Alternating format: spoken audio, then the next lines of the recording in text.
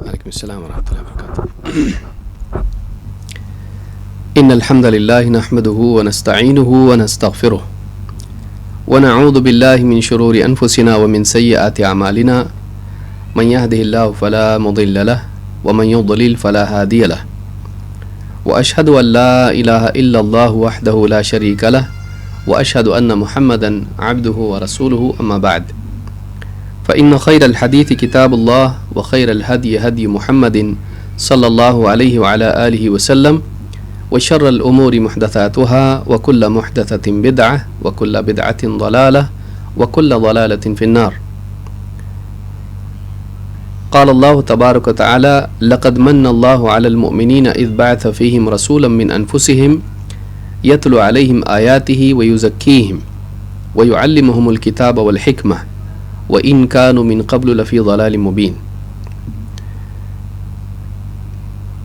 قابل احترام فضیلۃ الشیخ مختار احمد مدنی حفظہ اللہ، دیگر اہل علم، میرے محترم دینی بھائیوں اور قابل احترام اور بہنوں، اللہ رب العالمین نے رسول اکرم صلی اللہ علیہ وسلم کو صحابہ اور مسلمانوں کی نہ صرف تعلیم کے لیے بھیجا تھا بلکہ اللہ تعالیٰ نے ان کے تزکیے اور تربیت کے لیے بھی بھیجا تھا۔ اللہ کے رسول صلی اللہ علیہ وسلم کی ذمہ داری صرف اتنی نہیں تھی کہ لوگوں کو اللہ کی طرف سے آئی ہوئی وحی پہنچا دیں اور انہیں بتا دیں کہ کیا صحیح ہے اور کیا غلط، بلکہ اسی کے ساتھ ساتھ آپ کی ذمہ داری یہ بھی تھی کہ لوگوں کو اس آئے ہوئے علم کی طرف سے، اللہ کی طرف سے اس آئے ہوئے علم کے مطابق عمل کرنے والا بنائیں اور ان کے جذبات کی اور ان کے اعمال کی اصلاح کریں، صحیح اعمال کے اہتمام کا ان کے اندر اس کی استعداد پیدا کریں اور برے اعمال سے بچنے کی بھی قوت اور تقوی ان کے اندر پیدا کریں۔ لہٰذا جہاں دین کی معلومات ضروری ہے وہیں یہ بھی ضروری ہے کہ انسان اس معلومات کے مطابق جینے والا بنے۔ علم کے ساتھ ساتھ اگر عمل آئے اور عقیدے کے ساتھ ساتھ اگر عقیدے سے متعلق جذبات بھی انسان کے اندر پیدا ہوں، تب جا کر ایک انسان واقعی انسان، ایک مسلمان، ایک مومن بنتا ہے۔ اسی تعلق سے کتاب الجامع میں وہ ساری احادیث ہم دیکھ رہے ہیں جن میں ایک مسلمان کو فقہی احکام کے ساتھ ساتھ اپنے اخلاق، اپنے کردار، اپنے مزاج اور اپنی قلب کی کیفیات کی اصلاح کرنی چاہیے اور اس کو کیسا بننا چاہیے۔ تو آخری جو حصہ ہے اس کتاب میں بلوغ المرام میں جو آخری فصل ہے کتاب الجامع، اس کی احادیث ہم دیکھ رہے ہیں اور اس میں سے جو باب اب ہم مطالعے میں ہے وہ کتاب الزہدی جو ہے اس سے متعلق باتیں اس میں ہیں، الزہد والورع۔ تو آج ہم اس درس میں حدیث نمبر 6 دیکھیں گے۔ پچھلے درس میں ہم نے احفظ اللہ یحفظک اس حدیث کی شرح دیکھی تھی۔ آج ہم زہد سے متعلق کچھ باتیں دیکھیں گے جو واقعی اس باب کا اصل عنوان ہے، باب الزہد والورع۔ تو جو زہد ہے اس سے متعلق جو بنیادی حدیث اس باب میں ہے اس کو ہم آج کے درس میں دیکھیں گے اور اس کے علاوہ بھی حدیث انشاءاللہ ہم دیکھیں گے۔ حدیث کے الفاظ ہیں، یہ حدیث نمبر 6 ہے۔ وعن سهل بن سعد قال جاء رجل إلى النبي صلى الله عليه وسلم فقال يا رسول الله دلني على عمل إذا عملته أحبني الله وأحبني الناس فقال ازهد في الدنيا يحبك الله وازهد فيما عند الناس يحبك الناس، رواہ ابن ماجہ وسندہ حسن۔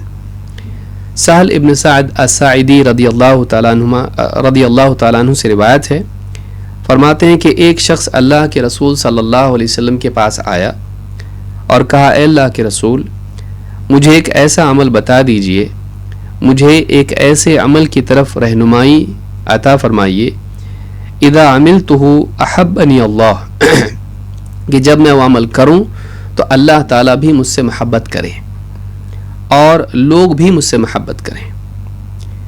اللہ کے رسول صلی اللہ علیہ وسلم نے فرمایا تم دنیا میں زہد اختیار کرو، اللہ تعالیٰ تم سے محبت کرے گا، اور جو کچھ لوگوں کے پاس ہے جو کچھ لوگوں کے پاس ہے مال و دولت اور جو بھی چیزیں جو کچھ لوگوں کے پاس ہے اس سے بھی زہد اختیار کر لو، وہ بھی تم سے محبت کریں گے۔ اس حدیث کو امام ابن ماجہ نے روایت کیا ہے اور اس کی سند حسن ہے۔ شیخ الالبانی نے الصحیحہ میں حدیث نمبر 944 کے تحت کہا ہے کہ اس کی سند متابعات اور شواہد کی وجہ سے صحیح ہے۔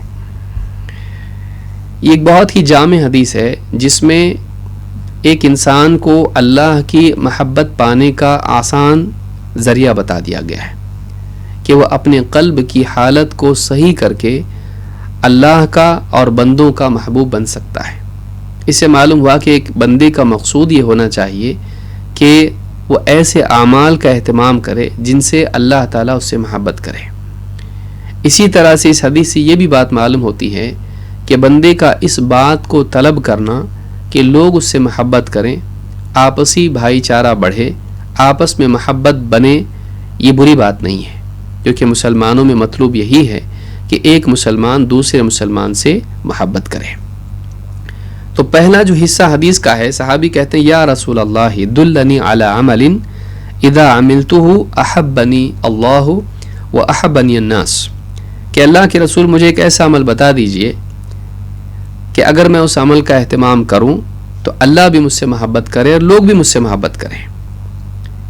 کیونکہ بعض اوقات انسان اللہ کی محبت میں بہت ساری چیزیں کرتا ہے لیکن لوگوں کے حقوق رہ جاتے ہیں، اس سے وہ نفرت کرتے ہیں۔ عبادات میں لگ جائے انسان تو لوگوں کے حقوق رہ جاتے ہیں، وہ نفرت کرتے ہیں۔ یا اسی طرح سے انسان حق کے لوگوں کے سامنے بیان کرنے کے لیے کھڑا ہوتا ہے تو اللہ کی طرف تو محبوب ہوتا ہے لیکن پھر لوگ اس سے نفرت کرنے لگتے ہیں کیونکہ وہ لوگوں پہ تنقید کرتا ہے، ان کی غلطیاں بیان کرتا ہے، اور یہ چیز انسان کے لیے دکھ کا اور مصیبت کا ذریعہ بنتی ہے۔ تو صحابی چاہتے تھے کہ میں خواہ مخواہ دنیا میں مصیبت نہ اٹھاؤں، ایسا کوئی عمل میرے پاس ہو جو شرعی اعتبار سے مجھے اللہ کا محبوب بھی بنائے اور لوگ بھی مجھ سے محبت کرنے لگیں۔ یہ ریاکاری نہیں ہے کہ ایک انسان لوگوں کے پاس مقام بنانے کی کوشش کرے دینی عمل کے ذریعے سے، نہیں، بلکہ یہ لوگوں کی محبت کیسے پائی جائے، کیسے آپس میں ایک دوسرے سے مسلمان محبت کریں۔ تو یہ جو چیز ہے، یہ اسلامی حل اس کا کیا ہے، اسلامی نسخہ اس کا کیا ہے، صحابی نے پوچھا۔ شیخ صالح آل الشیخ کہتے ہیں قولہ دلنی علی عمل، صحابی کا یہ کہنا کہ اللہ کے رسول مجھے ایک ایسا عمل بتائیے کہ یہ پیدا ہو جائے، اللہ کی محبت بھی ملے، لوگوں کی محبت بھی ملے۔ کہتے ہیں ما یشعر ان الصحابی فقہ ان محبت اللہ جل وعلا للعبد تکون بالعمل، کہتے اس سے معلوم ہوتا ہے کہ صحابی کو اللہ تعالیٰ نے یہ گہری سمجھ دی تھی کہ یعنی یہ جو چیز ہے اللہ کی محبت عمل کے ذریعے سے ملتی ہے۔ ہم کیا چاہتے ہیں، بس ہم مسلمان گھر میں پیدا ہوئے ہیں اس لیے اللہ ہم سے محبت کرے۔ صحابی جانتے تھے وہ مسلمان تو ہیں لیکن اب اللہ کی محبت پانے کے لیے مجرد اسلام قبول کر لینا کافی نہیں ہے، بلکہ محبت کے بھی مراتب ہیں۔ تو جیسے جیسے بندہ ایسے اعمال کرتا ہے جو اللہ کو پسند ہیں، جن اعمال سے اللہ محبت کرتا ہے، تو ان اعمال کے کرنے کے نتیجے میں بندہ بھی اللہ کا محبوب بن جاتا ہے۔ تو اللہ کی محبت پانے کے لیے وہ عمل کرنا پڑتا ہے جو اللہ کو پسند ہے۔ تو کہتے ہیں کہ صحابی کو یہ بات معلوم تھی، صرف اللہ کی محبت کی تمنا کرنا کافی نہیں ہے کہ کاش کہ اللہ ہم سے محبت کرے، یہ پہلا مرتبہ ہے، یہاں رکنا نہیں ہے۔ ایک بندے کے دل میں چاہت پیدا ہو کہ اللہ مجھ سے محبت کریں، یہ پہلا مرحلہ ہے، لیکن یہاں رکنا نہیں ہے، بلکہ اس سے آگے کا مرحلہ یہ ہے تو میں کیا کروں کہ اللہ مجھ سے محبت کرے۔ ہم یہاں نہیں پہنچ پاتے ہیں۔ صحابی یہ جانتے تھے کہ ہم کو اس سے آگے بڑھنا چاہیے، اللہ کی محبت پانے کے لیے اللہ کے محبوب اعمال کا اہتمام کرنا چاہیے۔ ابن کثیر رحمۃ اللہ علیہ فرماتے ہیں قال بعض الحکماء العلماء، بعض علماء نے، حکماء نے، حکمت والوں نے یہ بات کہی ہے، اللہ تعالیٰ نے جن لوگوں کو علم و حکمت سے نوازا ایسے لوگوں کا کہنا ہے لیس الشأن ان تحب انما الشأن ان تحب، کمال یہ نہیں ہے کہ تو اللہ سے محبت کرے، کمال یہ ہے، اصل فضل کی چیز یہ ہے، اصل فضیلت اور شان یہ ہے کہ اللہ تعالیٰ تجھ سے محبت کرنے والا ہو۔ یہود اللہ سے محبت کرتے تھے، دعویٰ کرتے تھے، نصارہ اللہ سے محبت میں اتنے آگے بڑھ گئے کہ حلال کو بھی حرام کر لیا، رہبانیت اختیار کر لی. لیکن کیا اللہ تعالیٰ ان سے محبت کرتا ہے؟ نہیں. غیر المغضوب علیہم ولا الضالین، یہود پر اللہ تعالیٰ کا غضب ہوا اور نصارہ اللہ کے نزدیک گمراہ قرار پائے. اللہ کی محبت پانا اصل ہے. ایک آدمی محبت میں بہت سارے اعمال اپنی طرف سے کرنے لگ جاتا ہے، بدعات ایجاد کرتا ہے، ایسے عقیدے گھڑ لیتا ہے اللہ کے بارے میں، اللہ کے مقرب بندوں کے بارے میں، جن کے نتیجے میں وہ اللہ کا مبغوض ہو جاتا ہے، اللہ اسے نفرت کرتا ہے. تو اللہ سے محبت کرنا بعض اوقات ضائع ہو جاتا ہے. اصل یہ ہے کہ ایک انسان اللہ کا محبوب بنے، اللہ اس سے محبت کرے، یہ اصل ہے. اور اللہ محبت کرے اس کے لیے کیا کرنا پڑتا ہے؟ اللہ ہم سے محبت کریں اس کے لیے من مانی کو چھوڑ کر رب کی پسند کو اپنانا پڑتا ہے. ہم کو جو جی محبت میں انسان کیا کرتا ہے؟ جو جی میں آئے کرتا ہے، مجھ کو کیا پسند ہے وہ کرتا ہے. محبت کا تقاضا یہ ہے کہ محبوب کی پسند کو دیکھا جائے.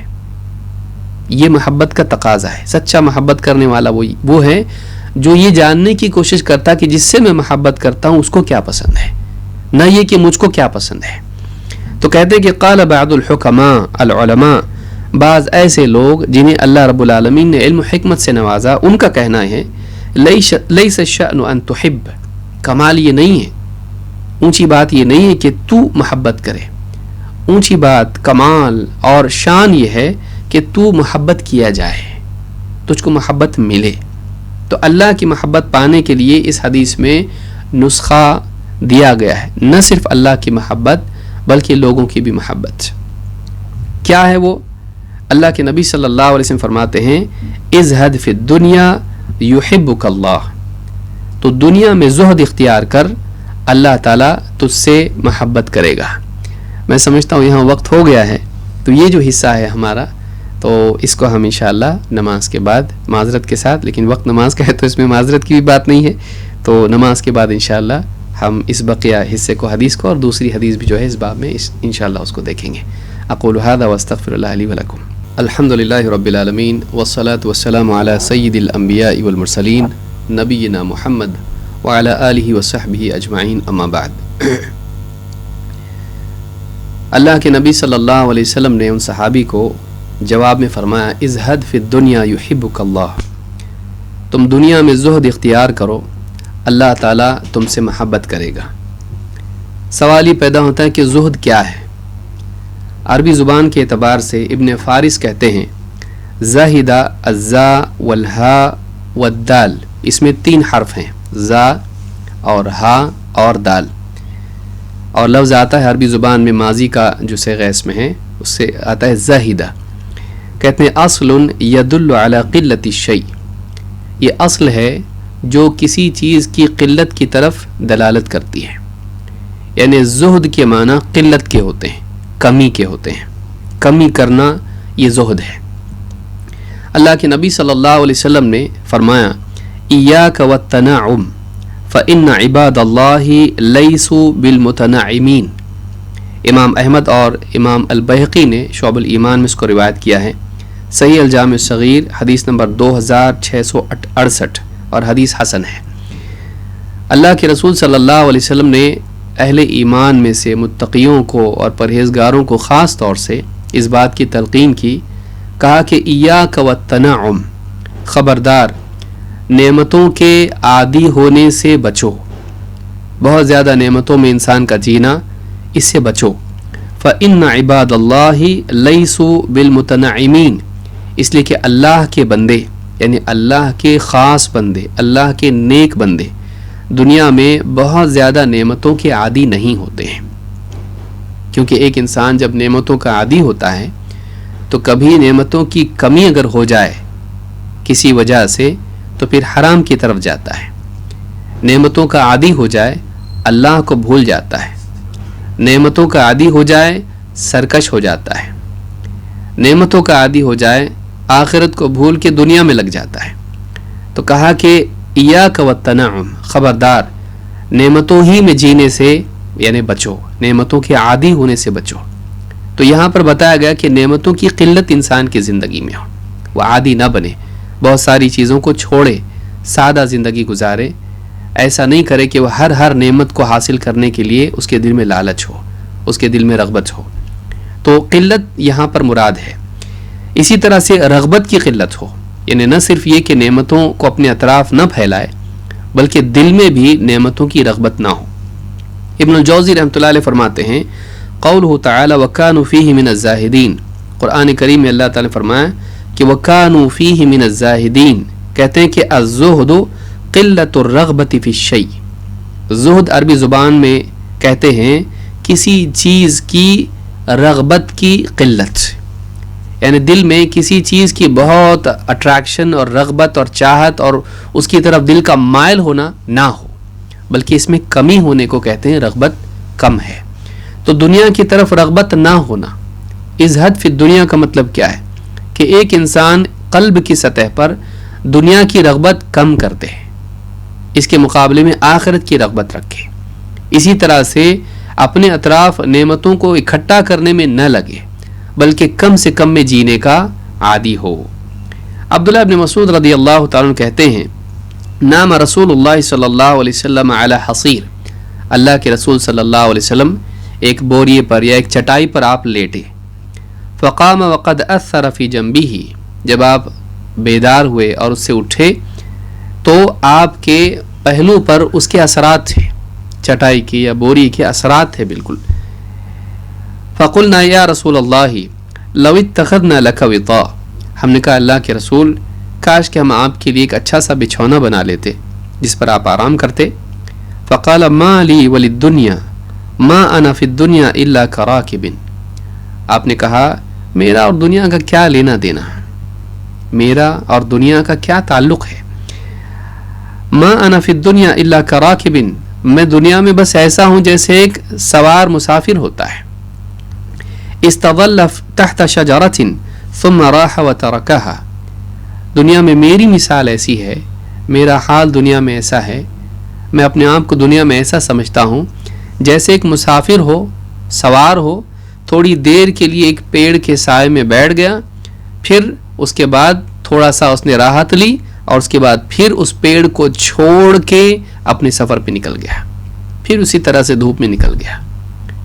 تو تھوڑی دیر کے لیے راحت لینا لیکن باقی زندگی میں اپنی منزل کی طرف چلتے رہنا چاہے دھوپ کیوں نہ ہو، اس کو کہتے ہیں آخرت کا مسافر۔ اللہ کے نبی صلی اللہ علیہ وسلم اپنے آپ کو ایسا سمجھتے تھے، نہ صرف ایک کہ قلبی سطح پر آپ کا یہ احساس تھا بلکہ آپ کی عملی زندگی اسی احساس کی عکاسی کرتی تھی، اسی کا اظہار تھی۔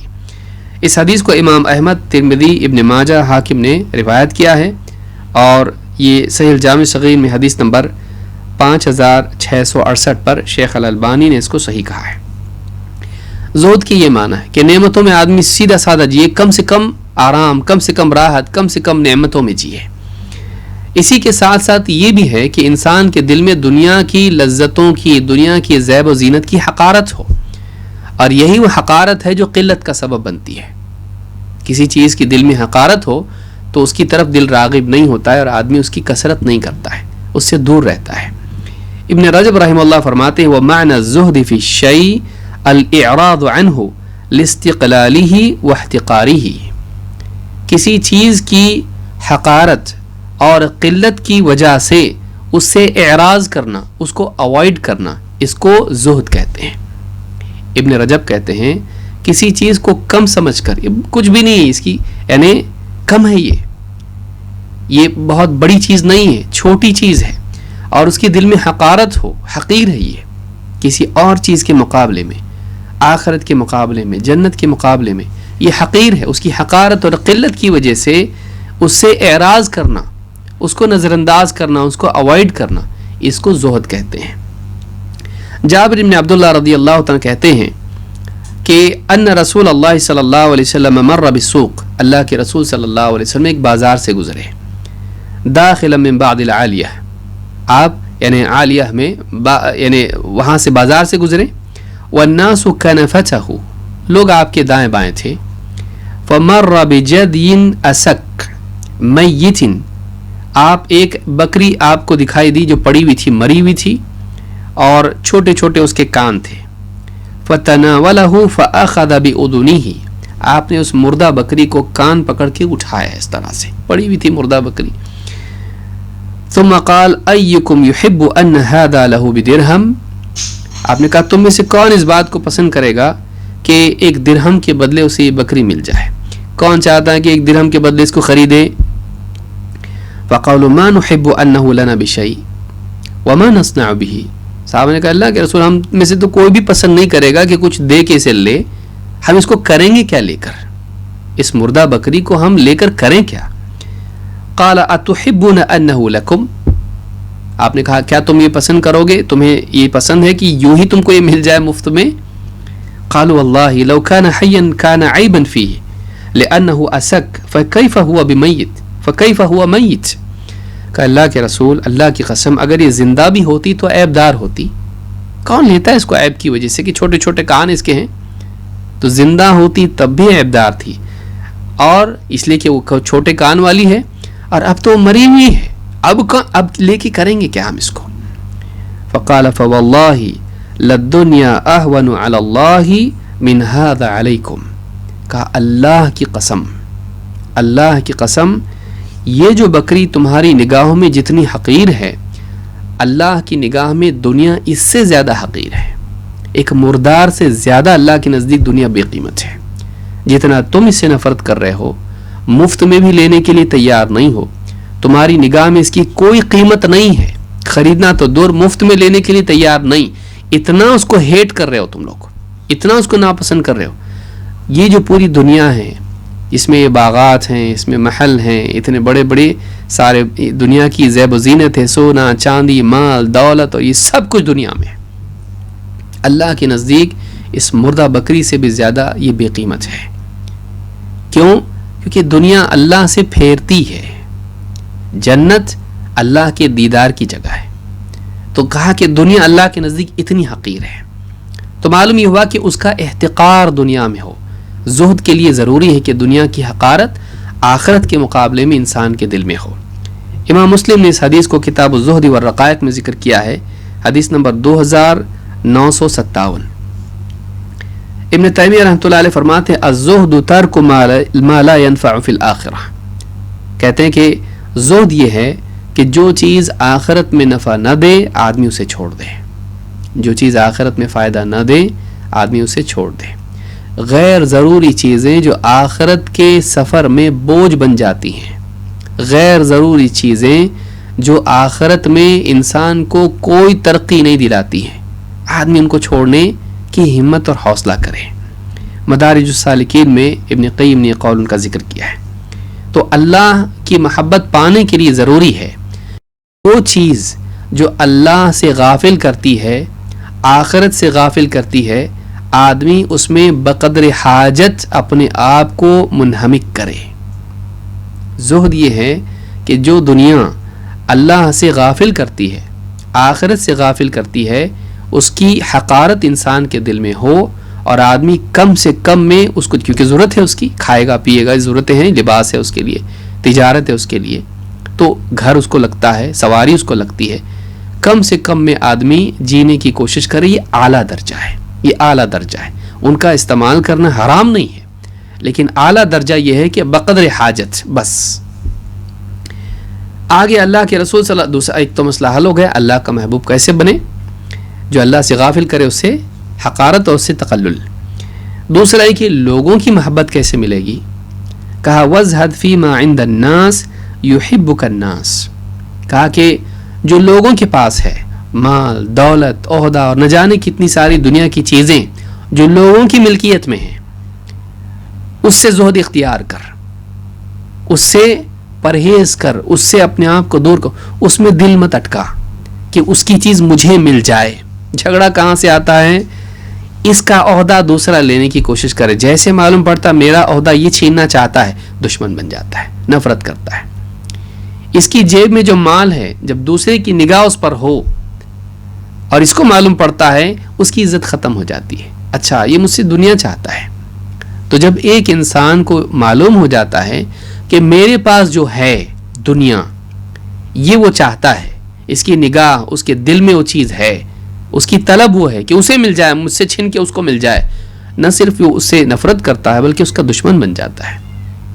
لیکن اگر معلوم ہو کہ میرے پاس جو کچھ بھی ہے، میرے پاس مال ہے، میرے پاس سب کچھ ہے، عہدہ ہے، اور میرے پاس ساری دنیا کی چیزیں ہیں، لیکن یہ آدمی اس کو اس کی ذرا بھی رغبت نہیں ہے، اس کو نہیں چاہیے، یہ اس کی عزت دل میں بڑھ جاتی ہے، اس کی عزت دل میں بڑھ جاتی ہے، بلکہ یہ اس کا کبھی مالک نہیں بن پاتا ہے، وہ اس کے مقابلے میں بادشاہ ہوتا ہے۔ جو آدمی دنیا میں مستغنی ہو وہ دنیا کی نعمتوں سے محروم رہ کے بھی بادشاہ ہے، لیکن جس آدمی کے دل میں دنیا کی چاہت ہو، خصوصاً ان چیزوں کی جو لوگوں کے پاس ہے، وہ ان لوگوں کا غلام بن جاتا ہے۔ اگر اس کو آدمی یاد رکھے تو دنیا میں قلت کے ساتھ وہ بادشاہت کی زندگی پا سکتا ہے۔ وَازْهَدْ فِي مَا عِنْدَ النَّاسِ يُحِبُّكَ النَّاسِ، جو کچھ لوگوں کے پاس ہے اس سے اپنے دل کو دور کر لے، اس کی طلب چھوڑ دے، اس سے زہد اختیار کر لے، وہ بھی تجھ سے محبت کریں گے۔ اللہ کے نبی صلی اللہ علیہ وسلم فرماتے وَعَلَمْ آپ صلی اللہ علیہ وسلم کو فرشتے نے آ کے کہا وَعَلَمْ أَنَّ شَرَفَ الْمُؤْمِنِ قِيَامُهُ بِاللَّيْلِ وَعِزُّهُ اسْتِغْنَاؤُهُ عَنِ النَّاسِ۔ امام حاکم اور امام البیہقی نے شعب الایمان میں اس کو روایت کیا ہے، اور اسی طرح سے حلیۃ الاولیاء میں حافظ ابو نعیم نے اس کو روایت کیا ہے۔ صحیح الجامع الصغیر حدیث نمبر 73، حدیث حسن ہے۔ کیا فرماتے اللہ کے رسول صلی اللہ علیہ وسلم وَعْلَمْ، اچھی طرح اس بات کو جان لے، أَنَّ شَرَفَ الْمُؤْمِنِ قِيَامُهُ بِاللَّيْلِ، مومن کا شرف رات میں تہجد کی نماز میں قیام اللیل کرنا، رات کے وقت میں نماز میں اللہ کے آگے کھڑے ہونا، یہ مومن کا شرف ہے۔ دنیا میں بڑے خاندان میں پیدا ہونا، بہت مالدار، یہ شرف نہیں ہے، اللہ کا بندہ ہونا شرف ہے۔ بڑا شرف کیا ہے؟ جس مقصد کے لیے اللہ نے تجھ کو پیدا کیا ہے، اس مقصد کا اہتمام فرائض سے بڑھ کے نوافل میں تو کرنے لگے، اللہ کی عبادت۔ وَعِزُّهُ اسْتِغْنَاؤُهُ عَنِ النَّاسِ، اور اس کی عزت کس میں ہے؟ اس کی عزت انسان کی کس میں؟ مومن کی عزت کس میں ہے؟ لوگوں سے مستغنی ہو جائے، لوگوں کا محتاج نہ ہو۔ بعض اوقات انسان حق یعنی مال کی یا مادی سطح پر محتاج نہیں ہوتا ہے، دل میں محتاج ہوتا ہے، کاش کہ مجھے اس کے پاس جو ہے مل جائے، جبکہ اس کے پاس اپنی ضرورتیں ہیں لیکن دل کا فقیر ہوتا ہے۔ بعض لوگ جو ہیں برتن کے فقیر ہوتے ہیں، لیکن بعض لوگوں کا دل ہی جو ہے وہ برتن ہوتا ہے جو فقر و فاقے والا ہوتا ہے۔ تو کہا کہ وَعِزُّهُ اسْتِغْنَاؤُهُ عَنِ النَّاسِ، آدمی کی عزت، مومن کی عزت کس میں ہے؟ اس کا لوگوں سے مستغنی ہو جانا، اسے لوگوں سے استغنا ہو۔ حسن بصری رحمۃ اللہ علیہ فرماتے ہیں لا تزال کریما علی الناس، آدمی لوگوں کی نگاہ میں عزت والا ہوتا ہے، کریم ہوتا ہے، شرف والا ہوتا ہے۔ ولا یزال الناس یکرمونک، اور لا تزال کریما علی الناس، تو لوگوں کی نگاہ میں کریم ہوگا۔ ولا یزال الناس یکرمونک، اور لوگ مسلسل تیری عزت کرتے رہیں گے، تیرا اکرام کرتے رہیں گے۔ ما لم تطاعت ما فی ایدیہم، یہاں تک کہ جب تک کہ تو ان کے پاس جو ہے، ان کے ہاتھ میں، ان کی ملکیت میں، ان کی پراپرٹی میں جو کچھ ہے اس کی چاہت نہ کرنے لگے۔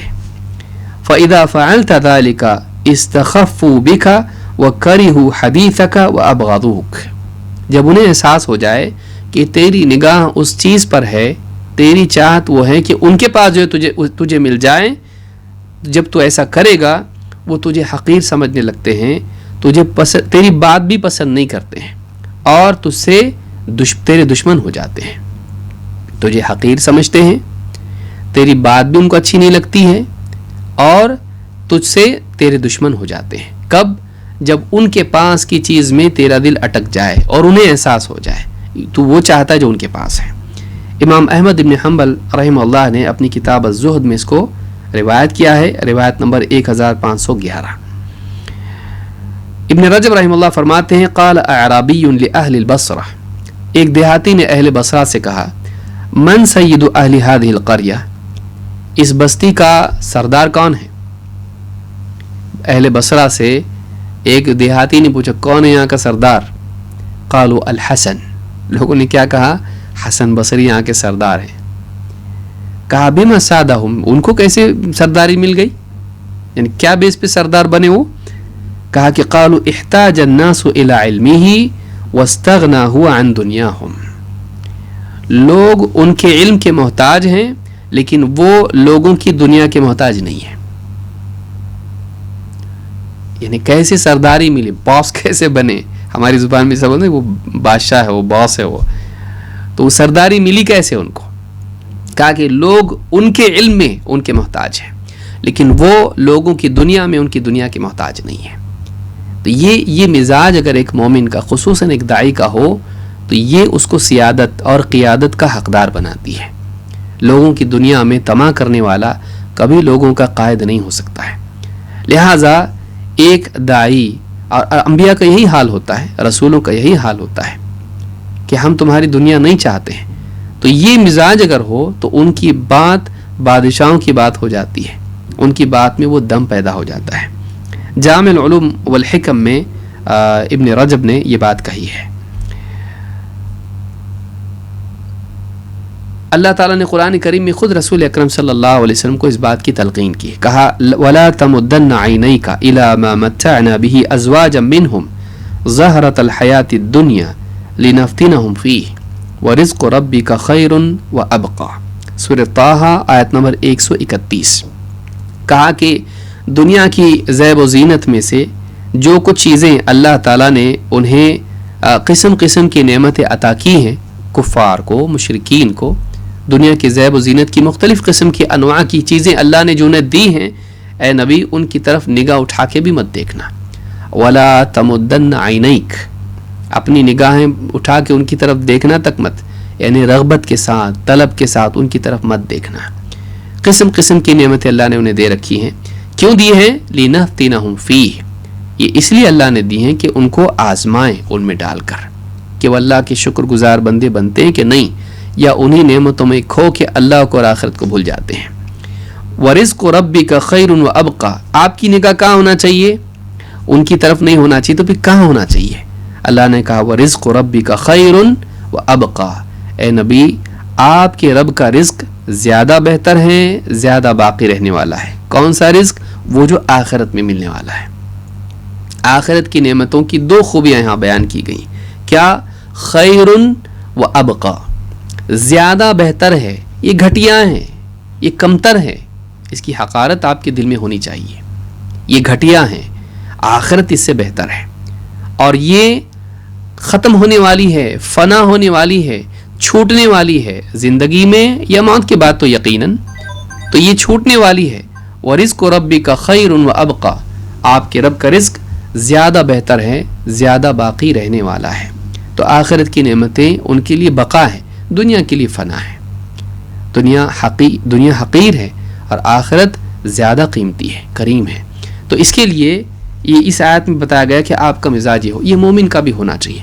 کیونکہ جو بات اللہ تعالیٰ نے اپنے رسول سے کہی، رسول کی طبعیت میں، آپ کی ماتحتی میں وہ باتیں اہل ایمان کے لیے بھی ہیں، الا یہ کہ وہ آپ کے لیے خاص ہو. تو یہ سب کے لیے ہے، ہر مومن ایسا ہونا چاہیے کہ دنیا میں لوگوں کو ملا ہوا ہے، کفار کو، مشرکین کو، فاسقین کو، فجار کو، مومن ان کو دیکھ کے للچائے نہیں کہ میں اللہ کی عبادت کر کے بھی مجھ کو اللہ نے ایسا رکھا اور دیکھو اللہ نے ان کو کیا دیا. نہیں، ان کے لیے دنیا میں ہے، ہمارے لیے آخرت میں ہے. یہ امید اللہ سے رکھے کہ اگر ہم نے اللہ کے حکموں کو پورا کیا تو اللہ آخرت میں ہم کو یہ دے گا.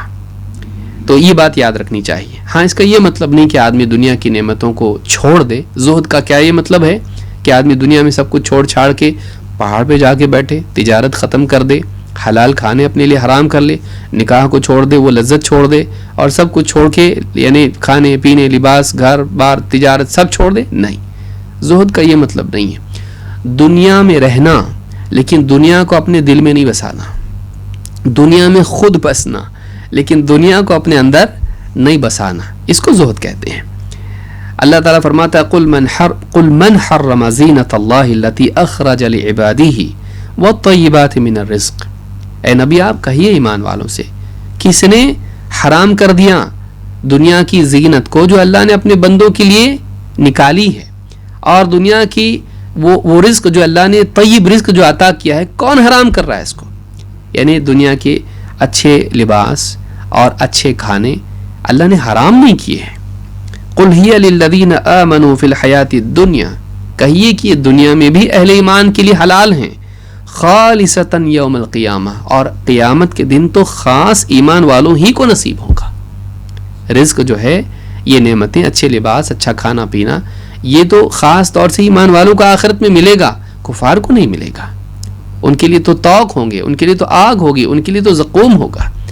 اہل ایمان کے لیے عزت والا لباس اور عزت والا رزق ہوگا، لیکن دنیا میں بھی اہل ایمان کے لیے حرام نہیں ہے، حلال ہے، لیکن یہ ایسا حلال ہے کہ تجھ کو اللہ سے اور آخرت سے غافل کر سکتا ہے، اس لیے اس میں ایسا مشغول ہو کہ اللہ اور آخرت سے غافل نہ ہو، بقدر حاجت، بقدر ضرور۔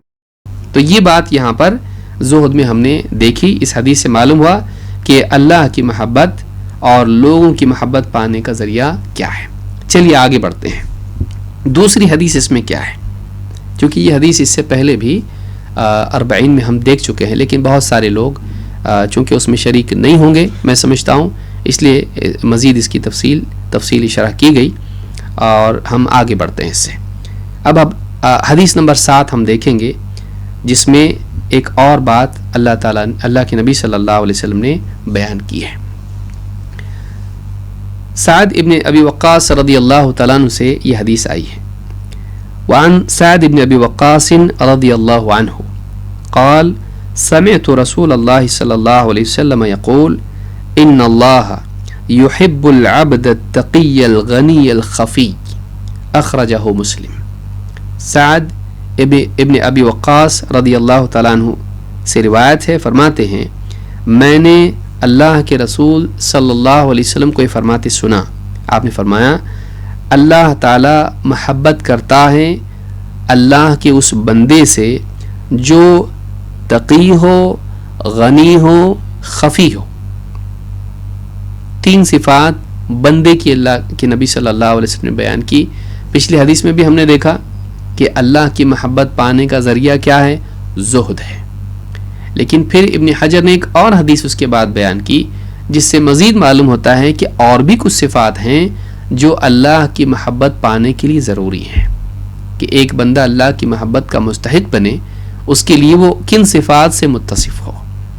صرف دنیا سے زہد کافی ہے یا اور بھی صفات ہیں جو اللہ کی محبت کا سبب اور ذریعہ ہیں؟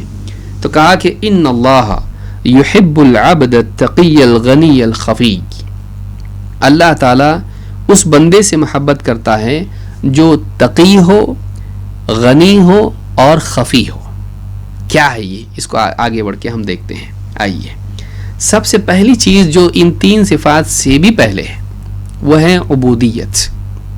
کہا کہ العبد التقی الغنی الخفی، وہ بندہ جو متقی ہو اور مستغنی ہو اور اخفا میں جیتا ہو۔ تفصیل سے ہم دیکھیں گے آگے، لیکن پہلی صفت کیا ہے؟ بندہ ہو۔ تو اللہ کا بندہ نہیں ہے، اگر نفس کا بندہ ہے، جسے ہم نے دیکھی تھی حدیث حلق عبد الدینار و عبد الدرہم، دینار اور درہم کا بندہ ہے اگر تو، کہ پیسہ تجھ کو جیسا چاہے جہاں چاہے لے جاتا ہے، پیسے کے لیے تو بکتا ہے، تو اللہ کا بندہ نہیں ہے۔ تو شیطان کے وسوسوں کو مان کر، ان کو قبول کر کے اللہ کے حکموں کو توڑ دیتا ہے، تو اللہ کا بندہ نہیں ہے، تو شیطان کا بندہ ہے۔ تو اگر اپنے دل کے مطابق جو آئے کرتا ہے، جب چاہے نماز پڑھ لی، جب چاہے چھوڑ دی، جب چاہے اللہ کو یاد کر لیا، جب چاہے دنیا میں لگ گیا، تو اپنے حساب سے چلتا ہے، جب چاہے حرام کو اختیار کر لیا، دینداری کو یعنی چھوڑ دیا، اور جب چاہے پھر دینداری کو اپنا لیا، داڑھی بھی رکھ لی اور پھر حرام بھی چھوڑ دیا، پھر کچھ دن کے بعد دل چاہ پھر واپس سے حرام میں چلا گیا، گناہوں میں چلا گیا۔ اپنے دل کے حساب سے اگر تو جیتا ہے، نفس کا غلام ہے، تو اللہ کا بندہ نہیں ہے۔ پہلی صفت اللہ کی محبت کے لیے کیا ہے؟ عبودیت، بندگی، اللہ کا بندہ ہونا۔ اگر یہ نہیں ہے تو باقی کچھ بھی فائدے کا نہیں ہے، کیونکہ کمال اس میں ہے کہ تو اللہ کا بندہ بنے، تو نفس کا بندہ نہ بنے، تو شیطان کا بندہ نہ بنے، تو مال و دولت کا اور دنیا کی یعنی چیزوں کا بندہ نہ بنے، ان کا غلام نہ بنے، تو سماج کا غلام نہ بنے کہ سماج جو تجھ کو بتائے تو وہی کرے، غلط رسم و رواج، محرمات اور اس طرح کی چیزیں، تو میجورٹی کا بندہ نہ بنے کہ جہاں کثرت جاتی ہے میں ان کے پیچھے جاتا ہوں، میجورٹی کے پیچھے چلتا ہوں. تو مفاد کا غلام نہ بنے کہ جس میں فائدہ ہے اس کی وجہ سے قاعدہ تو توڑنے والا بنے، بلکہ تو اللہ کا بندہ بنے. پھر اللہ تعالیٰ اگر شراب کو حرام کر دے، من پسند شراب پھینک دے، تھوک دے، اس کو توڑ دے، اس کی بوتل کو، سرائی کو پھینک دے اس کی. اگر پردہ آ جائے تو پھر چاہیں کتنا ہی جی گھٹن کیوں نہ ہو، کتنی گرمی کیوں نہ ہو، پھر بھی پردے سے، دھوپ کے دنوں میں بھی پردہ اپنا ہے. اللہ کی بندی، اللہ کا بندہ، اللہ کا حکم آ جائے وَذَرُوا مَا بَقِيَ مِنَ الرِّبَا، ربا میں سے جو بچا ہوا ہے سب چھوڑ دو. اللہ کے لیے چھوڑنے والا بنے، اللہ کے لیے حکم پورا کرنے والا، اللہ کی محرمات کو اللہ کی خاطر چھوڑنے والا بنے. عبودیت ہونا چاہیے. اکثر ہمارے یعنی اعمال میں بھی، دینی اعمال میں بھی منفعت کا پہلو غالب ہو جاتا ہے. نماز کیوں پڑھتا ہے؟ ارے نماز یوگا کا بدل ہے، نعوذ باللہ، ایکسرسائز ہو جاتی ہے. روزہ کیوں رکھ رہا ہے؟ روزے کے اندر سال بھر میں ہم ڈائٹنگ نہیں کر پاتے، کم سے کم فریضے کی وجہ سے تو ڈائٹنگ ہو جاتی ہے. حج کو جا رہا ہے، عمرے کو جا رہا ہے، ماشاءاللہ جائیں گے، وہاں پہ بہت ساری چیزیں، سونا بہت اچھا ملتا ہے وہاں پہ، بہت ساری چیزیں ملتی ہیں وہاں پہ، ایسی ایسی چیزیں ملتی ہیں جو یہاں نہیں ملتی ہے، بہت اچھا لگتا ہے وہاں پہ. اس کے لیے جا رہا ہے تو فلاں کو زکوٰۃ تو دے رہا ہے، کیوں؟ اس کو زکوٰۃ دوں گا کبھی کام آئے گا اپنے کو. بعض اوقات ہم اللہ کے احکام کو بھی اپنی منفعت کی وجہ سے کرتے ہیں، دنیاوی منفعت کی وجہ سے. عبودیت کا پہلو سے زائل ہو جاتا ہے. نماز کیوں پڑھ رہا؟ میں اللہ کا غلام ہوں، اللہ کے آگے جھکتا ہوں، بس اللہ کا بندہ، اللہ کا بندہ ہوں میں بندگی کا ثبوت دے رہا ہوں، بندگی کی کیفیات کے لیے میں کر رہا ہوں، اللہ کی بندگی اپنانے کے لیے کر رہا ہوں. علم کیوں حاصل کر رہا ہے، دعوت کیوں دے رہا ہے، نماز کیوں پڑھ رہا، روزہ کیوں رکھ رہا، حج کیوں کر رہا، زکوٰۃ کیوں دے رہا، فلاں عمل کیوں کر رہا ہے. سب چیز میں پہلی چیز عبودیت ہے. میں اللہ کا بندہ ہوں، بس اس کے لیے کر رہا ہوں. میں سمجھ میں آئے تو بھی کرتا، نہیں سمجھ میں آئے تو بھی کرتا، اللہ کا حکم سمجھ کے کرتا ہوں. اتنا بھی اگر بندہ کرے، بس اللہ کا حکم ہے، اللہ نے کہا اس لیے کر رہا ہوں، میں تو غلام ہوں، میری کیا مجال کہ میں اللہ سے پوچھوں کیوں، اللہ تو نے کیوں حکم دیا ایسا؟ نہیں، اللہ نے حکم دے دیا، میرا کام اللہ کا حکم پورا کرنا ہے، چاہے تکلیف ہو، چاہے مشقت اس میں اٹھانی پڑے. یہ جو پہلو ہے زندگی کا، یہ پہلو اگر زندگی میں آ جائے کہ اپنی ذاتی حفظ نفس کی بجائے اللہ کے امر کی عظمت کے تحت عمل کرنا بہت بڑی چیز ہے. اللہ اس کی توفیق ہم کو عطا فرمائے کہ ہم اللہ کے لیے اللہ کا حکم پورا کرنے لگے. ہم اپنے مفادات اس میں دیکھنے لگتے ہیں، اس میں میرا فائدہ کیا ہے. ٹھیک ہے، آخرت کے اعتبار سے بعض اوقات دنیا کا بھی فائدہ اس میں ہوتا ہے، اللہ تعالیٰ نے بھی اس میں فائدے بتائے ہیں، رسول صلی اللہ علیہ وسلم نے فائدے بتائے، اپنی جگہ ہے، وہ منع نہیں ہے. لیکن آدمی اللہ کی خاطر کرنے والا بنے. یہ نہ ہو کہ دنیا کی منفعت اللہ کی رضا اور اخلاص پر غالب آنے لگے، کہ وہ اللہ کے کلمے کو غالب کرنے کی بجائے، اللہ کے دین کے غلبے کی بجائے مال غنیمت کے لیے لڑنے والا بنے. مال غنیمت ملنا ہے، شرعی حکم ہے، دیا جاتا ہے، لیکن اس کے لیے لڑ رہا ہے. ابھی اللہ کے راستے میں نہیں ہے، وہ ہجرت کر کے جا رہا ہے کہ دنیا کے لیے، تجارت کے لیے، عورت کے لیے جا رہا ہے. وہ رسول کی صحبت اور اللہ کی رضا کے لیے نہیں جا رہا، اللہ کی عبادت کے لیے. یہ بہت بڑی چیز ہے جو ہماری زندگی میں آنی چاہیے. اس لیے شیخ ابن عثیمین رحمہ اللہ نے ان 3 صفات کو تو ذکر کیا ہے. پہلے تو یہ، اس میں پہلے یہ کہ بندہ ہو اللہ کا، اللہ کی محبت پانے کے لیے اللہ کا بندہ بننا چاہیے. اللہ تعالیٰ قرآن کریم میں فرماتا ہے لن يستنكف المسيح ان يكون عبدا لله ولا الملائكة المقربون. مسیح یعنی عیسیٰ علیہ الصلوۃ والسلام، لن يستنكف المسيح ان يكون عبدا لله، عیسیٰ علیہ السلام کبھی اس بات سے انکار نہیں کریں گے، گھمنڈ نہیں کریں گے کہ وہ اللہ کی بندگی اختیار کریں. ولا الملائکۃ المقربون، اور نہ اللہ کے مقرب فرشتے کبھی اللہ کی بندگی سے گھمنڈ کریں گے، اللہ کی عبودیت سے گھمنڈ کریں گے. ومن يستنكف عن عبادته ويستكبر فسيحشرهم الیہ جميعا. یہاں یاد رکھنے کی چیز ہے، 2 باتیں یہاں پر ہیں. اللہ نے کہا اور جو شخص اور جو کوئی اللہ کی عبادت سے استنکاف کرے، گھمنڈ کرے، جس میں انکار کا پہلو ہو، حقارت کا پہلو ہو، نہیں چاہیے مجھ کو، کہ تحقیر کے ساتھ اور جو ہے انکار کے ساتھ گھمنڈ اختیار کرے اور تکبر اپنائے، ویستکبر اور گھمنڈ کرے، اپنے کو اس سے اونچا سمجھے، اللہ کی بات سے ہم اونچے لوگ ہیں، فَسَيَحْشُرُهُمْ إِلَيْهِ جَمِيعًا، تو اللہ تعالیٰ قیامت کے دن ایسے سارے لوگوں کو حشر میں اپنے پاس جمع کرے گا، کہیں بھاگ کے نہیں جا سکتے، وہ ان کو لوٹ کے اللہ کے پاس جانا ہے۔ سورہ نساء آیت نمبر 172۔ تو یہاں پر جو ہے یعنی علماء نے کہا، امام البغوی رحمۃ اللہ علیہ نے یہاں پہ 2 لفظ آئے ہیں، استنکاف اور تکبر، استکبار، یہ دونوں میں کیا معنی ہے؟ حالانکہ دونوں میں مشترک چیز جو ہے تکبر ہے۔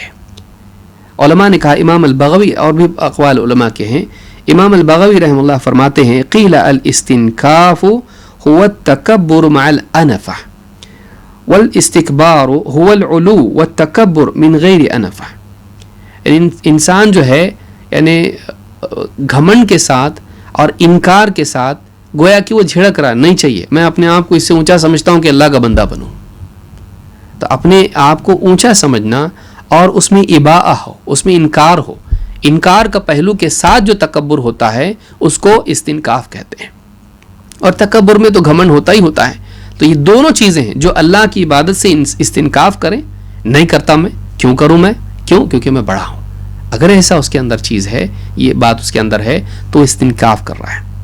اور اگر وہ سمجھتا ہے کہ میں عبادت کر کے بھی گھمنڈ کرتا، بعض اوقات عبادت کر کے بھی آدمی گھمنڈ کرتا ہے، تو یہ تکبر ہے، اللہ کے مقابلے میں بڑائی اپنانا، جیسے فرعون کرتا تھا کہ میں بڑا ہوں، تو یہ بڑائی اگر اللہ کی عبادت کے مقابلے میں کرے اور اللہ کی عبادت کو حقیر سمجھے، انکار کر دے، تو اللہ نے فرمایا کہ فَسَيَحْشُرُهُمْ إِلَيْهِ جَمِيعًا، اللہ تعالیٰ حشر میں ایسے سارے لوگوں کو جمع کرے گا۔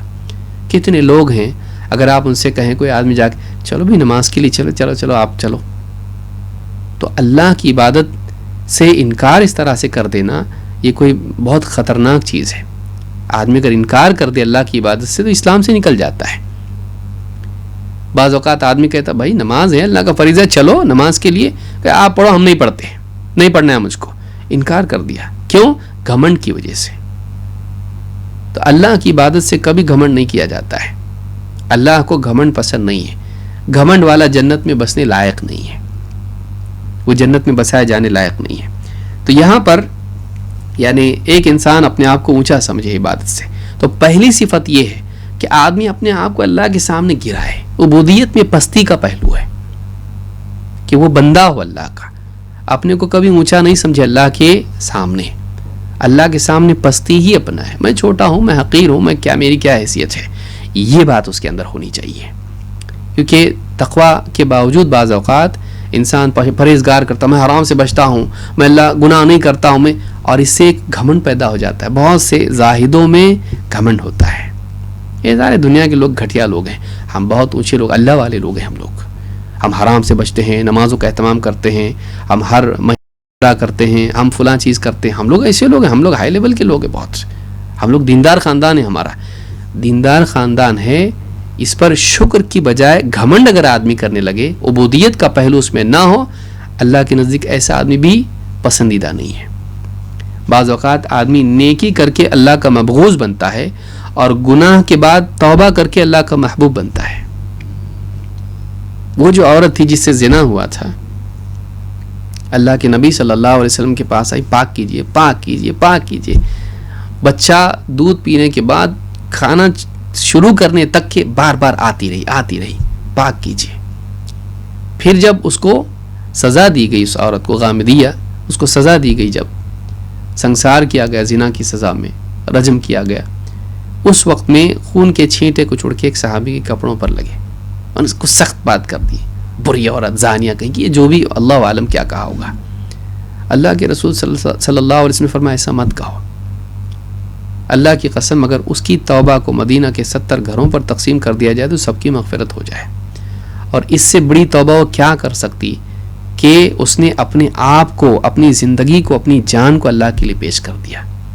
کسی کو معلوم نہیں تھا، خود آئی نہ چل کے، یہ نہیں کہ پولیس پکڑ کے اس کو لائی، اتنا اللہ کا ڈر اس کو تھا، ہو گیا گناہوں سے، لیکن گناہ کے بعد ایمان نے اس کو اتنا مجبور کر دیا کہ وہ آخرت میں پاک ہونے کے لیے دنیا میں وہ سزا لینے کے لیے تیار ہو گئی۔ تو بعض اوقات ایک بندہ اس سے کوئی گناہ ہو جاتا ہے لیکن اس کی ندامت اور اللہ کے قرب کی اس کی حرص اور اپنے آپ کو پاک کرنے کی چاہت اس کو اتنا اعلیٰ مقام دلا دیتی ہے کہ اس کی توبہ اگر لوگوں پر تقسیم کر دی جائے ان کی مغفرت ہو جائے. تو اللہ کو تواضع پسند ہے، گھمنڈ نہیں. عبودیت تواضع ہے، بندگی. تو بندہ بن، تو رب بننے کی کوشش مت کر، تو اونچا بننے کی کوشش مت کر، کیونکہ اونچائی اللہ کے لیے ہے. تیرے لیے پستی ہے، تو چھوٹا ہے، حقیر ہے. تو اونچائی کی طلب مت کر، خصوصاً اللہ کے مقابلے میں. تو پہلی صفت اللہ کی محبت پانے کے لیے پہلی صفت یہ ہے کہ بندے میں بندگی ہو. ایک حدیث ہم دیکھتے ہیں جسے امام احمد اور ابن حبان نے روایت کیا ہے اور الفاظ ابن حبان کے ہیں. اور اس حدیث کو یعنی زوائد ابو یعلا میں بھی ہے، یہ زوائد ابی یعلا میں بھی حدیث موجود ہے. ابو ہریرہ رضی اللہ تعالیٰ کہتے ہیں جلس جبریل الی النبی صلی اللہ علیہ وسلم، جبریل اللہ کے نبی صلی اللہ علیہ وسلم کے پاس آ کے بیٹھے. فقال له جبریل هذا الملك ما نزل منذ خلق قبل ساعة. کہا اللہ کے رسول یہ جو فرشتہ ہے نا، جب سے اس کو پیدا کیا گیا قیامت تک، ما نزل منذ خلق قبل ساعة، یعنی قیامت تک یہ فرشتہ کبھی نہیں آئے گا. یہ اب بھی آیا ہے اور اس کے بعد کبھی نہیں آئے گا. جب سے اللہ نے اس کو پیدا کیا کبھی یہ دنیا میں نہیں آیا، اور اب آیا تو قیامت تک نہیں آئے گا. ایک چیز کے لیے، ایک کام کے لیے، ایک بات کے لیے اللہ نے اس کو بھیجا، بس یہ فرشتہ ہے. فلما نزل قال یا محمد ارسلنی الیک ربک. اس فرشتے نے آ کے اللہ کے رسول صلی اللہ، جبریل کے علاوہ فرشتہ آ رہا ہے ایک بات لے کر، میسج. یہ بھی ایک حدیث میں بات یاد رکھیں کہ بعض اوقات دوسرے فرشتے کو بھی اللہ بھیجتا ہے کسی پیغام کے ساتھ. کہا کہ اے محمد ارسلنی الیک ربک، مجھے آپ کے رب نے آپ کے پاس بھیجا ہے. املکن جعلک لہم ام عبدا رسولا، اس اختیار کے ساتھ کہ آپ کو اختیار کرنا ہے، آپ کو کیا بننا ہے، آپ دو میں سے ایک کو چنیں. املکن جعلک لہم ام عبدا رسولا، اللہ تعالی آپ کو لوگوں کے اوپر بادشاہ بنائے یا پھر اللہ تعالیٰ آپ کو ایک بندہ اور رسول بنائے. ایک روایت میں جو المقصد العلا فی زوائد ابی یعلا میں، المقصد العلی فی زوائد ابی یعلا الموصلی، اس میں یہ روایت ہے، اس کے الفاظ ہیں املکن نبیا اجعلک ام عبدا رسولا. اے نبی میں آپ کو، اللہ کا پیغام ہے، بادشاہ نبی بناؤں یا بندہ رسول بناؤں. یعنی آپ کو بادشاہ بننا ہے نبوت کے ساتھ یا آپ کو بندہ بننا ہے رسول بننے کے ساتھ. آپ کو اختیار دیا. اس حدیث سے ایک بہت اہم فائدہ ہے جو ہم دیکھیں گے. تو آپ کو بادشاہ بننا ہے کہ بندہ بننا ہے؟ رسول تو آپ ہیں ہی ہیں. اس کے بعد آپ کو دو میں سے اختیار دیا جا رہا ہے کہ آپ کو بادشاہت چاہیے یا آپ کو یعنی بندگی اختیار کرنا ہے. فقال له جبریل، جبریل اللہ کے نبی صلی اللہ علیہ وسلم سے کہنے لگے تواضع لربک یا محمد، اے محمد صلی اللہ علیہ وسلم اپنے رب کے لیے تواضع اختیار کیجئے، تواضع کو اپنائیے، تواضع والی چیز کا انتخاب کیجئے. فقال صلی اللہ علیہ وسلم لا بل عبدا رسولا، آپ نے کہا بادشاہ نہیں، مجھے اللہ کا بندہ اور رسول بننا ہے. رسالت تو آپ کو ملی ہے لیکن مجھ کو کیا بننا ہے؟ رسالت کے ساتھ بندگی والی زندگی چاہیے، رسالت کے ساتھ بادشاہت نہیں چاہیے مجھ کو. اس حدیث کو امام ابن احمد اور ابن حبان نے روایت کیا ہے. الصحیحہ میں شیخ الالبانی نے 1002 پر اس کو روایت کیا ہے، اور اسی طرح سے صحیح ترغیب و ترہیب میں 3280 پر روایت موجود ہے اور صحیح ہے. اس حدیث سے ایک بہت اہم بات یہ معلوم ہوتی ہے کہ رسول اکرم صلی اللہ علیہ وسلم کو بادشاہت کا اختیار تھا، لیکن پھر بھی آپ نے بندگی کو قبول کیا. آج بہت سارے لوگ کہتے ہیں خلافت کا قیام مقصود ہے مسلمانوں کا، اس کے لیے لڑو، اس کے لیے سب کچھ کرو، بھاگ دوڑ کرو، یہی مقصد ہے ہمارا. کسی طرح سے بادشاہت مل جائے تو سب مل جائے گا، کسی طرح سے بادشاہت مل جائے، حکومت مل جائے، سب مل جائے گا. رسول صلی اللہ علیہ وسلم کو اللہ کی طرف سے آپشن ہے، آفر ہے دو میں سے کیا چاہیے؟ بادشاہت کے ساتھ نبوت اور رسالت چاہیے یا بندگی کے ساتھ چاہیے؟ آپ نے کس کو اختیار کیا؟ بلکہ میں اللہ کا غلام، اللہ کا بندہ بننا پسند کرتا ہوں. آپ نے بندگی کو اپنایا. تو یہ بھی حدیث بہت اہم ہے. اس سے معلوم ہوتا ہے کہ بندگی کو اپنانا، بندگی اختیار کرنا، یہ اللہ کو محبوب ہے. اور دیکھیے جبریل نے جو لفظ استعمال کیا وہ کیا ہے؟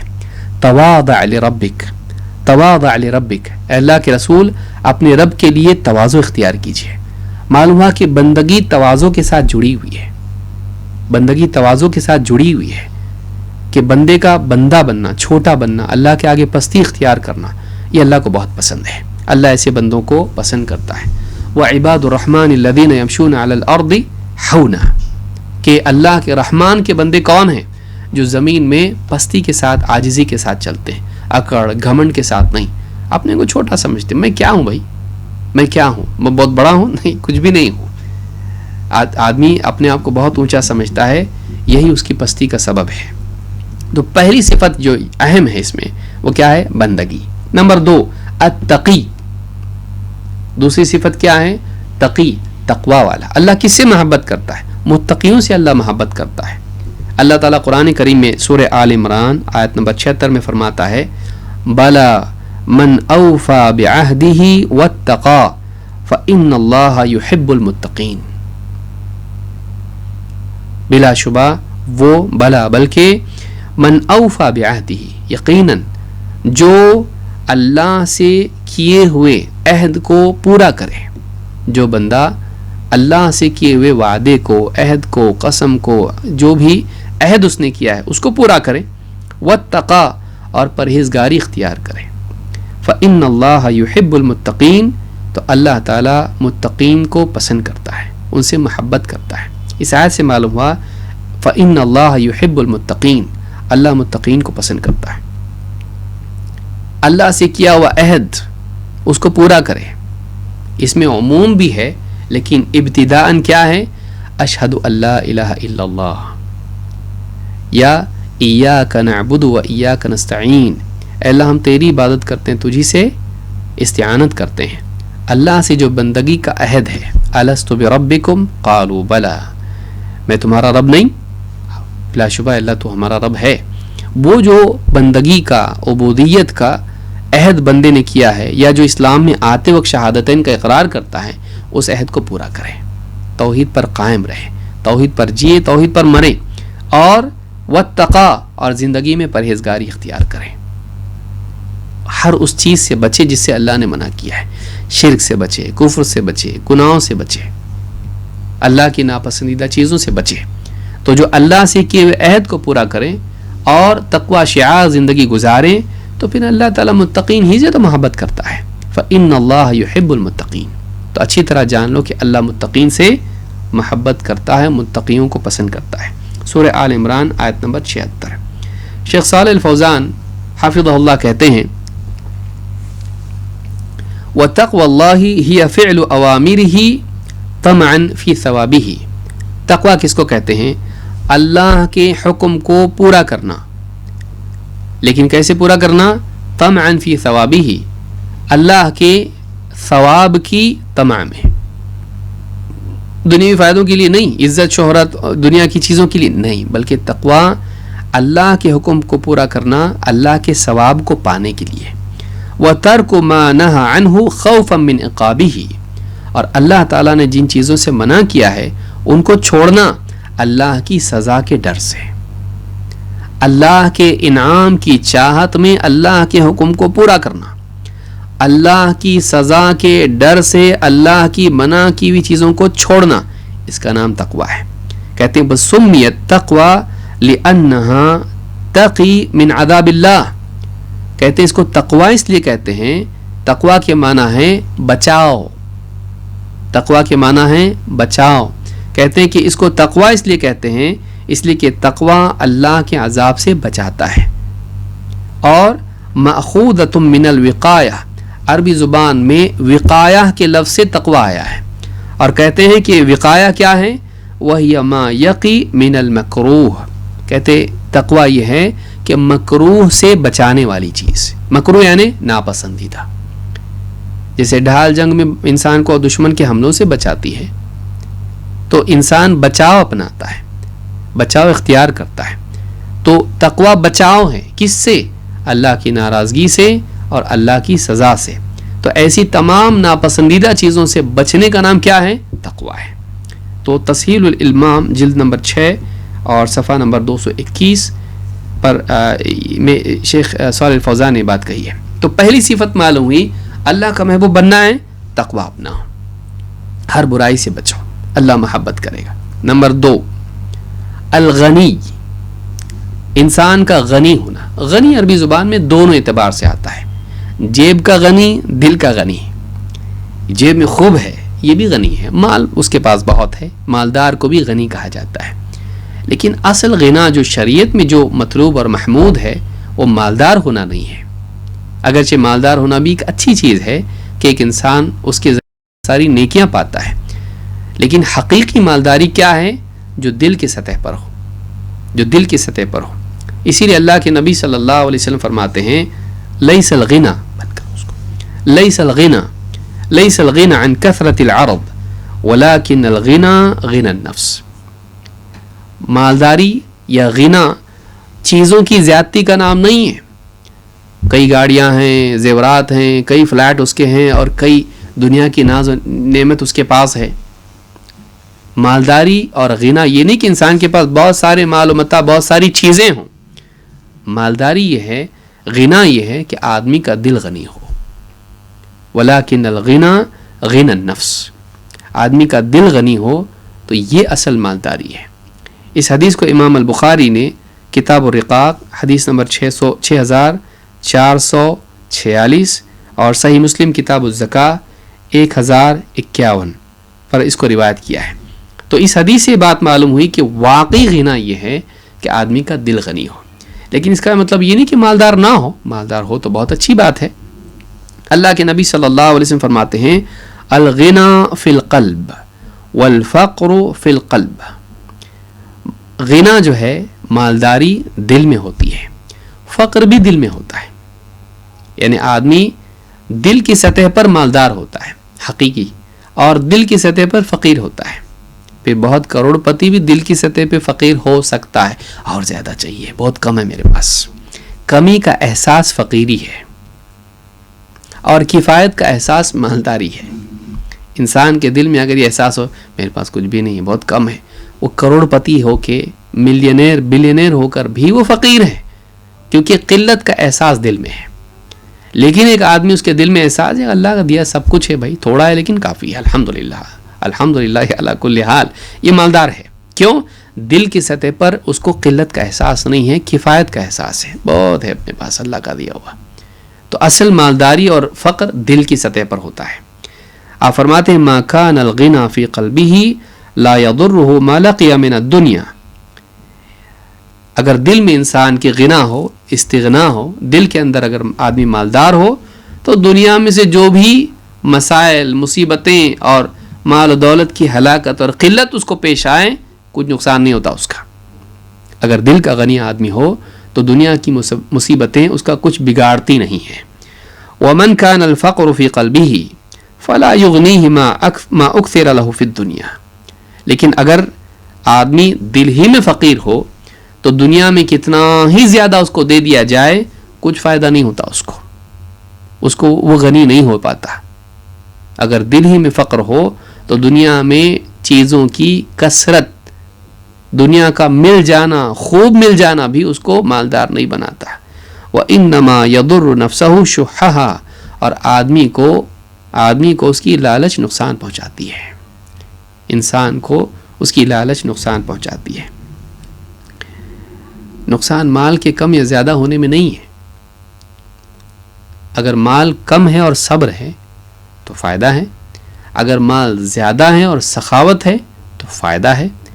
لیکن اگر مال کم ہو یا زیادہ ہو لیکن لالچی ہے تو بھی نقصان ہے. پھر مال زیادہ ہو کے بھی لالچی ہے تو نقصان ہے، حرام کمائے گا اور دینے کی جگہ پر نہیں دے گا. تو معلوم ہے کہ آدمی کا نقصان کس میں ہے؟ نقصان اس میں کہ آدمی کیا ہو؟ لالچی ہو. ایسی لالچ جو سخاوت میں معنی بن جائے اس کو شح کہتے ہیں. ایسی لالچ جو سخاوت میں رکاوٹ ہو جائے، یہ کیا ہے؟ شح.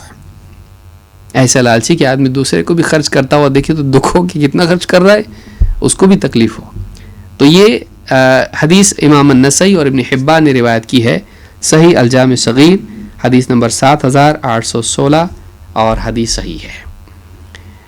ابو الدرداء رضی اللہ تعالیٰ کیا فرماتے ہیں؟ اور دیکھیے استغنا جو ہے صرف یعنی مالی اعتبار سے نہیں ہوتی. بعض اوقات ہم کہتے ہیں لوگوں کے سماج میں آدمی جی رہا، کوئی مجھ کو پوچھتا ہی نہیں ہے.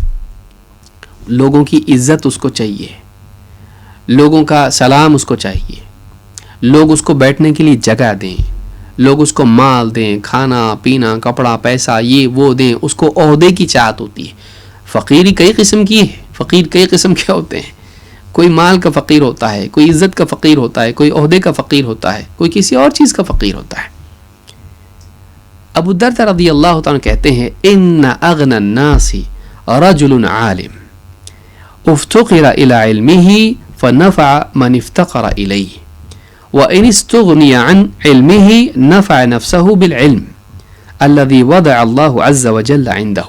بہت پیارا قول ہے ابو الدرداء رضی اللہ تعالیٰ کا. سارے دعات کے لیے اور خاص طور سے اہل علم کے لیے یہ قول ان کا جو ہے بہت ہی عمدہ ہے، جس کو یاد رکھنا چاہیے. کہتے ہیں کہ ان اغنى الناس، سارے لوگوں میں سب سے مالدار سب سے غنی کون ہے؟ کہتے ہیں رجل عالم، وہ شخص جسے اللہ نے علم دیا، ایک عالم شخص. افتقر الى علمه فنفع من افتقر الیہ. لوگ جب اس کے علم کے محتاج ہوں تو جو بھی محتاج لوگ ہیں ان کو اپنے علم سے فائدہ پہنچاتا ہے. وَإِنِ اسْتُغْنِيَ عَنْ عِلْمِهِ، لیکن لوگ جب اس کے اس علم سے مستغنی ہو جائیں، ہم کو نہیں چاہیے تمہارا علم، جب لوگ اس سے استغنا کا اظہار کریں، نفع نفسه بالعلم، وہ شکایت نہیں کرتا مجھے تو کوئی پوچھتا ہی نہیں ہے، مجھے تو کوئی موقع ہی نہیں دیتا ہے، نہیں، بلکہ کیا کرتا ہے وہ، جب لوگ اس کو چھوڑ دیں، اس کی قدر نہ کریں، اس کے علم سے فائدہ نہ اٹھائیں، تو کیا کرتا ہے وہ فائدہ پہنچاتا ہے اپنے علم سے. کس کو؟ اپنے آپ کو. کوئی نہیں پوچھتا ہے تب بھی وہ اپنے آپ کو علم سے فائدہ پہنچاتا ہے. نفع نفسہ بالعلم، اپنے علم سے اپنے آپ کو فائدہ پہنچاتا ہے. یعنی تفکر و تدبر کے ذریعے سے اپنے ایمان اور اپنی حکمت کو یعنی بڑھاتا ہے، اپنے فہم کو بڑھاتا ہے اور اس علم کے مطابق عمل کر کے اپنے اجر کو بڑھاتا ہے. الذی وضع اللہ عز وجل عنہ، جسے اللہ نے اس کے پاس رکھا ہے. جامع بیان العلم روایت نمبر 1036، اور اس کی سند کے بارے میں محقق کہتے ہیں کہ اسنادہ لا باس بہ، اس کی سند میں کوئی حرج نہیں ہے، قابل قبول ہے. تو پہلی صفت ہوئی العبد، دوسری صفت ہوئی التقی، تقوی والا، تیسری ہوئی الغنی، اور چوتھی کیا ہے؟ الخفی. خفی چھپا ہوا کا کیا مطلب؟ جا کے چھپ جائے آدمی؟ نہیں، اس طرح سے نہیں، بلکہ علامہ مناوی کہتے ہیں الخفی الخامل الذکر المعتزل عن الناس الذي يخفي عليهم مكانه ليتفرغ للتعبد. فیض القدیر میں کہتے ہیں کہ خفی کا مطلب کیا ہے؟ خفیہ آدمی، چھپا ہوا آدمی. چھپا ہوا کا مطلب کیا ہے؟ پردے کے پیچھے چھپا ہوا، لوگوں سے ایک دم چھپا ہوا نہیں. کہتے ہیں الخامل الذکر، کہ ایسا انسان جو اپنا تذکرہ لوگوں میں نہ چاہے، اور المعتزل عن الناس، جو لوگوں سے دوری رہتا ہے. الذی یخفی علیہم مکانہ، جو اپنا لیول لوگوں سے چھپائے رکھتا ہے. کیا علم ہے اس کے پاس، کتنا بڑا آدمی ہے، کیا ہائی لیول کا آدمی ہے. وہ لوگوں کے سامنے اپنے مقام کا اظہار نہیں کرتا ہے. کیوں؟ لیتفرغ للتعبد، تاکہ وہ اللہ کی عبادت کے لیے فارغ رہے، کہ وہ اپنے آپ کو لوگوں میں نمایاں نہیں کرتا ہے. کیوں؟ تاکہ وہ اللہ کی عبادت کر سکے. اپنے لیول کو چھپا کے رکھتا ہے، اپنے علم کو، اپنے مقام کو چھپا کے رکھتا ہے، اپنی صلاحیتوں کو چھپا کے رکھتا ہے. لوگوں میں اپنی صلاحیتوں کا اظہار نہیں کرتا ہے. ہاں نفع پہنچاتا ہے لیکن اظہار نہیں کرتا، ڈسپلے نہیں کرتا ہے لوگوں میں بہت زبردست ہوں، مجھے مانو، نہیں. تو اس میں دو پہلو ہیں، ایک عزلت اور ایک اخفا. لوگوں سے دور رہنے کا پہلو بھی اس میں ہے، اور اس میں یہ بھی ہے کہ آدمی اپنے مقام کو چھپائے. اخلاص کا پہلو اس میں ہے. عقبہ ابن عامر رضی اللہ تعالیٰ کہتے ہیں قلت یا رسول اللہ من نجاح، کہتے ہیں میں نے اللہ کے رسول صلی اللہ علیہ وسلم سے پوچھا اے اللہ کے رسول نجات کس چیز میں ہے، نجات کا رستہ کیا ہے؟ قال املک علیک لسانک ولیسعک بیتک وابکی علی خطیئتک. 3 چیزیں آپ نے کہا کہ اپنی زبان کو روک کے رکھ، اپنی زبان کا مالک بن. املک علیک لسانک بہت اچھی تعبیر ہے، اپنی زبان کا مالک بن. یہ نہیں کہ جو چاہے تیری زبان بولتی رہے اور بعد میں تو پچھتا ہے. سوچ کے بول کے مت سوچ. املک علیک، زبان کو قابو میں رکھ.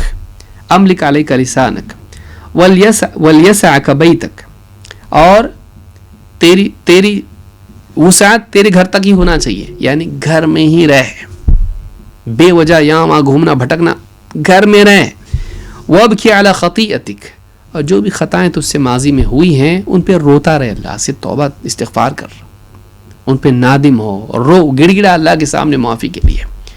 تو 1 زبان قابو میں رکھ، زیادہ لوگوں سے ملنا جلنا مت رکھ، اور 3 اپنی خطاؤں پر اللہ سے توبہ و استغفار اور ندامت رونا دھونا کرتا رہے. اس حدیث کو امام ترمذی نے روایت کیا ہے، اور ترمذی سنن ترمذی 2406 پر یہ حدیث موجود ہے اور صحیح حدیث ہے. یہاں ایک مسئلہ پیدا ہو گیا، ہم کیا کہیں، باہر نہیں جائیں، لوگوں کو دین کی بات نہیں سکھائیں، اور لوگوں کے ساتھ اٹھے بیٹھے نہیں، سماج میں ہم نہیں رہیں، کیا مطلب ہے اس کا؟ علماء نے کہا کہ یہ خاص ہے فتنوں کے دور سے، جب فتنے عام ہو جائیں، کیونکہ حدیثیں دوسری بتاتی ہیں کہ یہ اسی دور کے ساتھ جڑا ہوا ہے. مثال کے طور پر افضل یہ ہے کہ آدمی لوگوں میں اٹھے بیٹھے جب وہ لوگوں کو نفع پہنچا سکتا ہو، اپنے علم سے، اپنے مال سے، اپنے اخلاق سے. اللہ کے نبی صلی اللہ علیہ وسلم فرماتے ہیں المؤمن الذی یخالط الناس ویصبر علی اذاہم اعظم اجرا من المؤمن الذی لا یخالط الناس ولا یصبر علی اذاہم.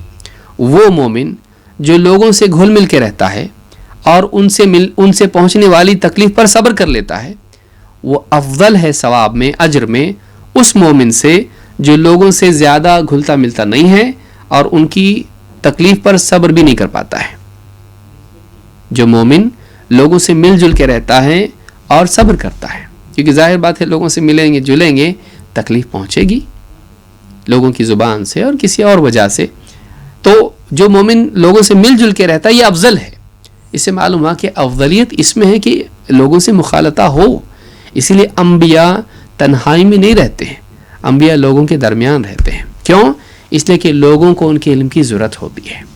تو خاص طور سے ایسے لوگ جن کی ضرورت ہے لوگوں کو، انہیں چاہیے کہ لوگوں کو وقت دیں، لوگوں کے ساتھ اٹھیں بیٹھیں، انہیں دین سکھائیں، ان کی اصلاح کریں، ان کے عقائد کی، اخلاق کی، ان کے عبادات کی اصلاح کریں. اسی طرح سے ایک مالدار آدمی بھی ہے تو علماء نے کہا کہ وہ چھپ چھپا کے نہ رہے، کسی کو معلوم ہی نہیں کہ مالدار ہے. اس کی نعمتوں کا اظہار لوگوں کے سامنے رہنا چاہیے تاکہ ضرورت مند ان کی طرف آئیں، ان سے استفادہ کریں، ان کے مال سے.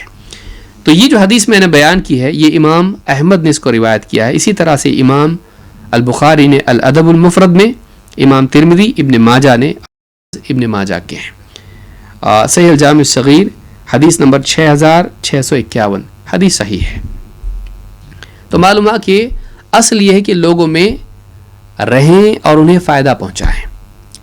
لیکن اگر فتنے کا دور ہے یا لوگوں کی صحبت سے اس کے اخلاق بگڑ رہے ہیں، اس کی عبادات پہ اثر پڑ رہا ہے، اس کے دین پہ اثر پڑ رہا ہے، اتنی گپ شپ لوگوں کے ساتھ اس کی ہو رہی ہے کہ نہ دین کا سیکھنے کا وقت مل رہا ہے، نہ بیوی بچوں کے لیے وقت دے پا رہا ہے، نہ اپنی عبادت اور نوافل کے لیے تفرغ اس کو ہو رہا ہے، تو ایسی ملاقاتوں سے تنہائی بہتر ہے جو اس کی دینداری پر برا اثر ڈالے. اور خاص طور سے ایسے دور میں جب فتنے عام ہو جائیں، چاہے وہ فتنے دینی اعتبار سے ہوں یا وہ فتنے سیاسی اعتبار سے ہوں.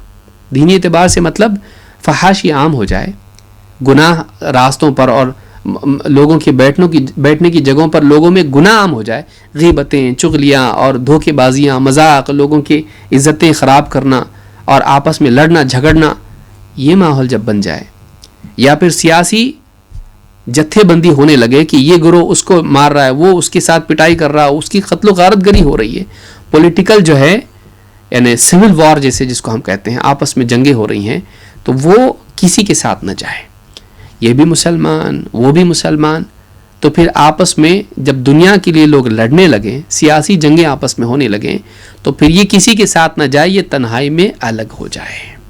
اور یہی معنی راجح ہیں، اور یہی معنی اس حدیث کے سیاق میں ہے، اس کا بیک گراؤنڈ یہی ہے. اس تعلق سے عامر ابن سعد کہتے ہیں کانا سعد ابن ابی وقاص فی ابلہ، سعد ابن ابی وقاص ایک روایت میں خارج من المدینہ، زیادہ ہے یہ کہ مدینے سے باہر چلے گئے اور وہیں بس گئے، مدینے سے باہر جا کر سعد ابن ابی وقاص بس گئے، اور اونٹوں میں چرانا، اونٹوں کو یہ کرنا، کھیتی باڑی جو بھی کام تھا اس طرح کا، اسی میں مشغول ہو گئے. فجاءہ ابنہ عمر، ان کے بیٹوں میں سے ایک بیٹے، ان کا نام عمر تھا، وہ ان کے پاس آئے، ان کا بیٹا عمر ان کے پاس آیا. فلما رآہ سعد قال اعوذ باللہ من شر هذا الراکب، جب سعد ابن ابی وقاص نے اپنے اس بیٹے کو آتے دیکھا، عمر کو، تفصیل اس کی نہیں جائیں گے ہم، لیکن اختصار کے ساتھ بتا رہا ہوں کہ جب اپنے بیٹے کو آتے ہوئے دیکھا تو کہا اعوذ باللہ من شر هذا الراکب، یہ جو سوار آ رہا ہے اس کے شر سے میں اللہ کی پناہ مانگتا ہوں، اس کی شر سے میں اللہ کی کچھ تو شر لے کر آیا ہے یہ. فنزل فقال له، بیٹا سواری سے اترا اور کہا باپ سے، صحابی سے کہہ رہا ہے انزلت فی ابلک وغنمک، والد صاحب آپ یہیں آ کے رہ گئے، اپنے اونٹوں میں، اپنی بکریوں میں، اپنے ریوڑوں میں آپ آ کے بس گئے یہاں پر. وترکت الناس یتنازعون الملک بینہم، اور مدینہ میں لوگ حکومت کے لیے آپس میں لڑ رہے ہیں، وہیں ان کو چھوڑ دیا آپ نے، یہاں کے بس گئے آپ. باپ کو تلقین کر رہا ہے بیٹا صحابی کو، کیا آپ مطلب اونٹوں میں لگ گئے آپ، یہاں پہ اپنی کھیتی باڑی میں لگ گئے آپ، مال میں لگ گئے آپ، اور وہاں لوگ لڑ رہے ہیں حکومت کے لیے، ان کو چھوڑ دیا آپ نے، آپ بھی کچھ کیجئے اس کے اندر، ادھر نہیں تو ادھر کسی کے ساتھ ہو جائیے. فضرب سعد فی صدرہ، حضرت سعد ابن ابی وقاص نے اس کے سینے پر مارا، گھونسا مارا، ہاتھ مارا. فقال اسکت، چپ. سمعت رسول اللہ صلی اللہ علیہ وسلم یقول ان اللہ یحب العبد التقی الغنی الخفی. چپ، میں نے اللہ کے رسول صلی اللہ علیہ وسلم سے سنا، آپ فرماتے تھے اللہ اس بندے سے محبت کرتا ہے جو تقی ہو، غنی ہو، خفی ہو. تو یہاں جو خفی کا جو پہلو ہے وہ اس اعتبار سے ہے کہ ایک انسان ان لوگوں سے دور ہو جائے جو آپس میں گروہ بندی بنا کر جتھے جتھے ہو کر آپس میں لڑنے میں لگ جائے، سیاسی جنگ چھڑ جائے، یہ گروہ وہ گروہ دونوں سیاست پر قبضہ کرنے کے لیے لڑنے لگیں. تو ایسے وقت میں اس کو چاہیے کہ یہ سب سے الگ تھلگ کٹ کٹا کے اپنی عبادت میں لگ جائے، بھلے وہ اپنی بکریوں کو لے کے پہاڑ پہ چلا جائے جیسا کہ بعض حدیثوں میں آیا ہے، یا اپنے اونٹوں میں لگ جائے، شہر کے باہر نکل جائے، سب آبادی سے باہر نکل کے رہنے لگے. ایسے وقت کے لیے یہ اخفا، یہ یعنی خفا جس کو ہم کہیں گے، سب سے جا کے الگ چھپے رہنا، اپنے آپ کو سیکلوڈڈ کر دینا، یہ اس دور کے لیے ہے. امام مسلم نے اس کو کتاب الزہد میں روایت کیا ہے، حدیث نمبر 2965. اسی لیے اللہ کے نبی صلی اللہ علیہ وسلم فرماتے ہیں سلامت الرجل فی الفتنة ان یلزم بیتہ، فتنے کے دور میں آدمی کی سلامتی اسی میں ہے کہ وہ اپنے گھر کو پکڑ کے بیٹھا رہے. فتنہ سے مراد کس کو کہتے ہیں؟ عام طور سے حدیثوں میں جب فتنہ آتا ہے، کتاب الفتن، سیاسی جنگیں، مسلمان آپس میں لڑنے لگے سیاسی جنگوں میں. تو ایسا جب ہونے لگے، بھئی اس کو قتل کیے تو اس کے ساتھ ہو جائے تو وہ مسلمان، اس کے ساتھ ہو جائے تو اس کے مقابلے میں مسلمان، میں قتل کروں تو کس کا کروں؟ یہاں بھی مسلمان وہاں بھی مسلمان، نہیں، میں دور رہنا چاہتا ہوں اس سے، میں کٹ کٹا کے الگ رہنا چاہتا ہوں، میں اپنے گھر میں بیٹھا رہوں گا، میں نہ اس کے ساتھ جاؤں گا نہ اس کے ساتھ مل کے لڑوں گا. بہت سارے صحابہ جب بعد کے دور میں آپس میں جنگیں ہوئی تو انہوں نے عزلت اختیار کی، اس کو عزلت کہتے ہیں، کٹ کے الگ ہو جانا، اکیلے ہو جانا. اس حدیث کو امام الدیلمی نے مسند فردوس میں روایت کیا ہے، اور شیخ الالبانی نے صحیح الجامع الصغیر حدیث نمبر 3649 پر حسن کہا ہے. تو حدیث کیا ہے؟ سلامت الرجل فی الفتنة अन यल्ज़म बैतहू, फितने के दौर में आदमी की सलामती इसी में है कि वो अपना घर पकड़ा रहे। बल्कि इसको अगर आप न सिर्फ सियासी फितनों के दौर में देखें बल्कि आज के इस फितने के दौर में भी देखें तो बात सही है कि आज आदमी बाहर निकले तो क्या दिखाई दे रहा है उसको, बेहयाई हर तरफ है, बेवजह वो क्यों जाए, जाके बाजार में घूम रहा है, बस यूं ही बैठा हुआ है चौक में और लोग आ रहे जा रहे हैं उनको देखते बैठा है, क्यों? उसकी निगाह ख़राब हो रही है और वो बुराइयां सीख रहा है। लोगों के दरमियान उठता बैठता है तो गाली गलोच और आपस की गीबतें और न जाने कितनी खुराफात, तो वो क्यों उनके साथ उठे बैठे? क्यों ना अपने घर में अपने बीवी बच्चों के साथ रह के उनकी इस्लाह करें? क्यों ना अल्लाह की इबादत का एहतमाम करें, ज़िक्र करें, किताबें पढ़ें, उलमा की दुरूद सुने? क्यों ना ऐसा करें? बेवजह की सोहबतें लोगों की नुकसान देती हैं। शेख अब्दुल्ला अल फौज़ान कहते हैं कि अल-उज़लतु अनिन नासी फ़ीहा फ़वाइद, लोगों से कट के अलग थलग रहना इसमें कई फ़ायदे हैं। क्या है?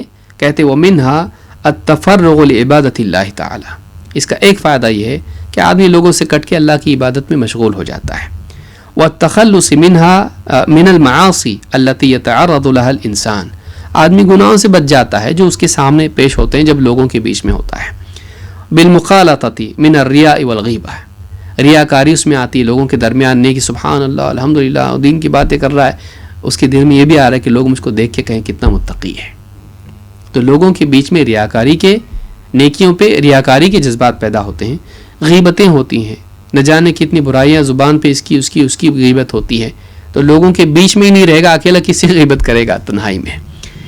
इसी तरह से वह सलामती मिन क़ुराना इस्सू व उशाक़ दुनिया, के दुनिया में जो बुरे साथी होते हैं उनसे बच जाता है।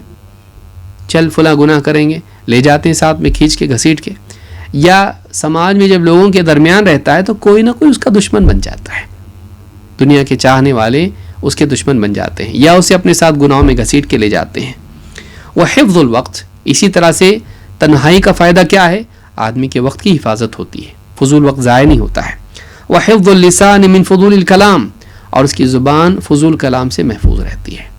तो उज़लत के कई फ़ायदे हैं, इबादत के लिए फ़रागत, गुनाहों से, रियाकारी से, गीबत से बचना, और लोगों की दुश्मनियों से और इस तरह की चीज़ों से, बुरी सोहबत से बचना, और वक्त की हिफाजत और ज़ुबान की हिफाजत, ये सारी चीज़ें उसको नसीब होती हैं। लेकिन इसी के साथ साथ इस इख्फा में एक और चीज़ है, आखिरी बात कह के अपनी बात ख़त्म कर रहा हूँ, वह है इख्फाए अमल, कि आदमी, ऐसे आदमी को अल्लाह पसंद करता है जो खफ़ी हो, मख्फी हो, यानी वो अपने मकाम को और अपने अमल को छुपाने वाला हो, वो अपने मकाम को और अपने अमल को छुपाने वाला हो। मसलन हसन बसरी रहमतुल्लाह अलैह फरमाते हैं सहाबा के बारे में, सलफ़ के बारे में, इन कान अर्रजुलु लयकूनु फ़क़ीहन जालिसन मअल क़ौम फ़यरा बअदुल क़ौमी अन्न बिही इय्यन वमा बिही मिन इय्य इल्ला कराहियत अन यश्तहिर। अज़्ज़ुहद में इमाम अहमद इब्न हम्बल की किताब है अज़्ज़ुहद, उसमें 1470 नंबर की रिवायत ये है। क्या फरमाते हैं सहाबा के बारे में, सलफ़ के बारे में? कहते हैं कि पिछले ज़माने में हाल ये हुआ करता था कि आदमी फ़क़ीह होता था, दीन का गहरा इल्म उसके पास होता था, हाई लेवल का इल्म उसके पास होता था, दीन का गहरा इल्म, फ़क़ीह, लोगों के साथ बैठा रहता था लेकिन चुप बैठा रहता था, कुछ बोलता नहीं था। मजलिस में और भी लोग हैं, उलमा हैं, तो वह आदमी लोगों में चुपचाप बैठा रहता था। फ़यरा बअदुल क़ौमी अन्न बिही इय्यन, उसकी खामोशी की वजह से लोग समझते थे कि ये जाहिल है। उसकी खामोशी की अरबी ज़ुबान में ई का लफ्ज़ जो है ये कम इल्मी की वजह से क़िल्लत कलाम को कहते हैं। एक आदमी कम इल्मी की वजह से कम बोले तो कहते हैं कि इसको ई है, तो कहते हैं कि उसको, यानी वो जाहिल नहीं होता था, उसकी कम गोई और कम इल्मी की वजह से नहीं होती थी। वमा बिही मिन इय्य इल्ला कराहियत अन यश्तहिर, वो इसलिए चुप रहता था मजलिस में, अपने इल्म का इजहार नहीं करता था कि कहीं उसकी शोहरत ना हो जाए, रियाकारी ना आ जाए। शोहरत से बचने के लिए वो खामोशी को पसंद करता था, अपने इल्म का इजहार नहीं करता था। तो ये भी सलफ़ का तरीक़ा है कि वह अपने इल्म का इजहार नहीं करते हैं इल्ला ये कि मजबूर हो जाए, بھائی منکر دیکھا تو منع کرنا پڑے گا، سوال کسی نے پوچھا تو جواب دینا پڑے گا، کہیں لوگوں کی تعلیم کا موقع ہے تو اس کو اس کے لیے آگے بڑھنا پڑے گا. لیکن جہاں ضرورت نہیں ہے، جیسے بہت ساری مجالس میں کیا ہوتا ہے، عالم صاحب ہیں، کوئی آدمی آ کے سوال پوچھ رہا ہے جمعہ کے خطبے کے بعد یا کسی دینی درس کے بعد یا کسی نماز کے بعد، اب آ کے کوئی آدمی پوچھ رہا ہے کہ مولوی صاحب ہمارا یہ سوال ہے، اس کا کیا جواب ہے. ساتھ میں کوئی دوسرا بیٹھا ہوگا نیم حکیم، اس کے اندر چاہت ہوتی ہے، وہ عالم سے پہلے خود جواب دیتا ہے. وجہ کیا ہوتی ہے؟ اظہار علم، اپنے علم کا اظہار کرنا تاکہ اس کے دل میں اس کا مقام آئے، مقام بنے. سلف ایسے نہیں تھے، وہ اپنے مقام کو چھپانے والے تھے. یہ بہت بڑی چیز ہے، بہت مشکل چیز ہے کہ آدمی اپنے مقام کو چھپائے رہے. ہاں یہ نہیں کہ کوئی آدمی جہالت میں پڑا ہوا ہے اور آپ اس کو دین کی بات نہ بتائیں اخلاص کی وجہ سے، یہ ذمہ داری سے فرار ہے. یہ نہیں، غیر ضروری کیوں اظہار کرے بھائی آدمی، ضرورت پڑے گا تو بولے گا، وہ ذمہ داری کی وجہ سے، شہرت کی وجہ سے نہیں. تو ایک تو یہ کہ اپنے مقام کو چھپانا، اپنے علم کو چھپانا. اسی طرح سے اپنے یعنی صدقات کو چھپانا. اللہ تعالیٰ فرماتا ہے ان تبدوا الصدقات فنعما ہی، تم اپنے صدقات کو لوگوں کے سامنے دو تو اچھی بات ہے. وَإِن تُخْفُوهَا وَتُؤْتُوهَا الْفُقَرَاءَ فَهُوَ خَيْرٌ لَكُمْ، لیکن تم اپنے صدقات کو چھپاؤ اور فقیروں کو اپنی صدقات دو تو یہ تمہارے لیے زیادہ بہتر ہے. کبھی ایسا بھی ہوتا ہے کہ لوگوں کے سامنے دینا پڑتا ہے بھائی تاکہ دوسرے بھی دیں. کبھی کبھی اپنے صدقے کا اظہار بھی کرنا پڑتا ہے لوگوں کی ترغیب کے لیے. یا موقع ہی ایسا ہے کہ چھپا ہی نہیں سکتا، اس کو دینا ہی پڑے گا، سب کے سامنے ہی دینا پڑے گا. تو اس میں کوئی گناہ نہیں ہے، یہ بھی اچھا ہے، دکھا کے دینا بھی اچھا ہے. لیکن زیادہ بہتر کیا ہے؟ اگر تم اپنے صدقات کو چھپاؤ اور فقراء کو چھپ چھپا کے دو تو یہ کیا ہے؟ یہ زیادہ بہتر ہے. تو اللہ تعالیٰ نے بھی اس اخفاء کو، اپنے صدقات کو چھپانے کے لیے ترغیب دی ہے، کہا کہ یہ زیادہ بہتر ہے. تو بقدر ضرورت نیکی کا اظہار کرنا برا نہیں، لیکن اصل اس میں اخفاء ہے جو کہ اخلاص کے لیے ضروری ہے. تو یہ سورۃ البقرہ میں آیت نمبر 271 پر یہ اللہ تعالیٰ نے بات کی. تو خلاصہ کلام یہ کہ ہم اگر چاہتے ہیں کہ اللہ تعالیٰ ہم سے محبت کرے تو پہلی حدیث کے مطابق ہم کو چاہیے کہ ہم دنیا سے بیزار ہوں اور آخرت کی طرف راغب ہوں. اللہ کے قرب اور آخرت کے انعام کی چاہت میں دنیا کی حقارت ہمارے دل میں ہو اور اس کے ہم نعمتوں کے عادی نہ بنیں. دوسری چیز یہاں پر جو دوسری حدیث میں ملی وہ یہ کہ ہم اللہ کی بندگی کو اپنائیں، جو بھی کریں اللہ کے حکم کی وجہ سے کریں، اپنی رغبت اور چاہت کی وجہ سے نہیں. دیکھیں اللہ کا حکم کیا ہے اور غلام بن کے اللہ کے حکم کو پورا کریں. میرے رب کی پسند ہے، بس مجھ کو کرنا ہے، چاہے دل مانے نہ مانے، یعنی اس چیز کی رغبت ہو یا نہ ہو، ہم اللہ کے حکم کو اپنے اوپر نافذ کریں. پھر تقوی پیدا کریں، حرام سے بچیں، حرام سے بچیں، گناہوں سے بچیں. اسی طرح سے یعنی غنی ہوں ہم، یعنی ہم لوگوں کے پاس جو ہے اس کی چاہت نہ کریں، بلکہ جو اللہ نے دیا ہے اس میں خوش رہیں، لالچی نہ بنیں اور مستغنی ہو جائیں. اور پھر خفی یعنی ہم اپنی نیکیوں کو چھپانے والے بنیں، اپنے مقام کا، مرتبے کا، صلاحیتوں کا خامخواہ اظہار کرنے والے نہ بنیں، ریاکار نہ بنیں، بلکہ ہم اخفاء کرنے والے بنیں، نیکیوں کو چھپائیں، مقام کو اپنے چھپائیں. اور ہم بقدر ضرورت لوگوں سے معاشرے میں ملاقاتیں وغیرہ کریں جہاں ضروری ہو، لیکن بلا وجہ ہم اپنے اوقات کو اس طرح سے نہ ضائع کریں، بلکہ اپنے آپ کو برے ماحول سے بچانے کی کوشش کریں، خاص طور سے فتنے کے دور میں. تو یہ کچھ باتیں تھیں جو اس درس میں ہم نے سیکھی. اللہ رب العالمین سے دعا ہے کہ ہم سب کو ان صفات سے متصف ہونے کی اور ان صفات کا حامل ہونے کی توفیق عطا فرمائے. اقول هذا واستغفر الله لي ولكم.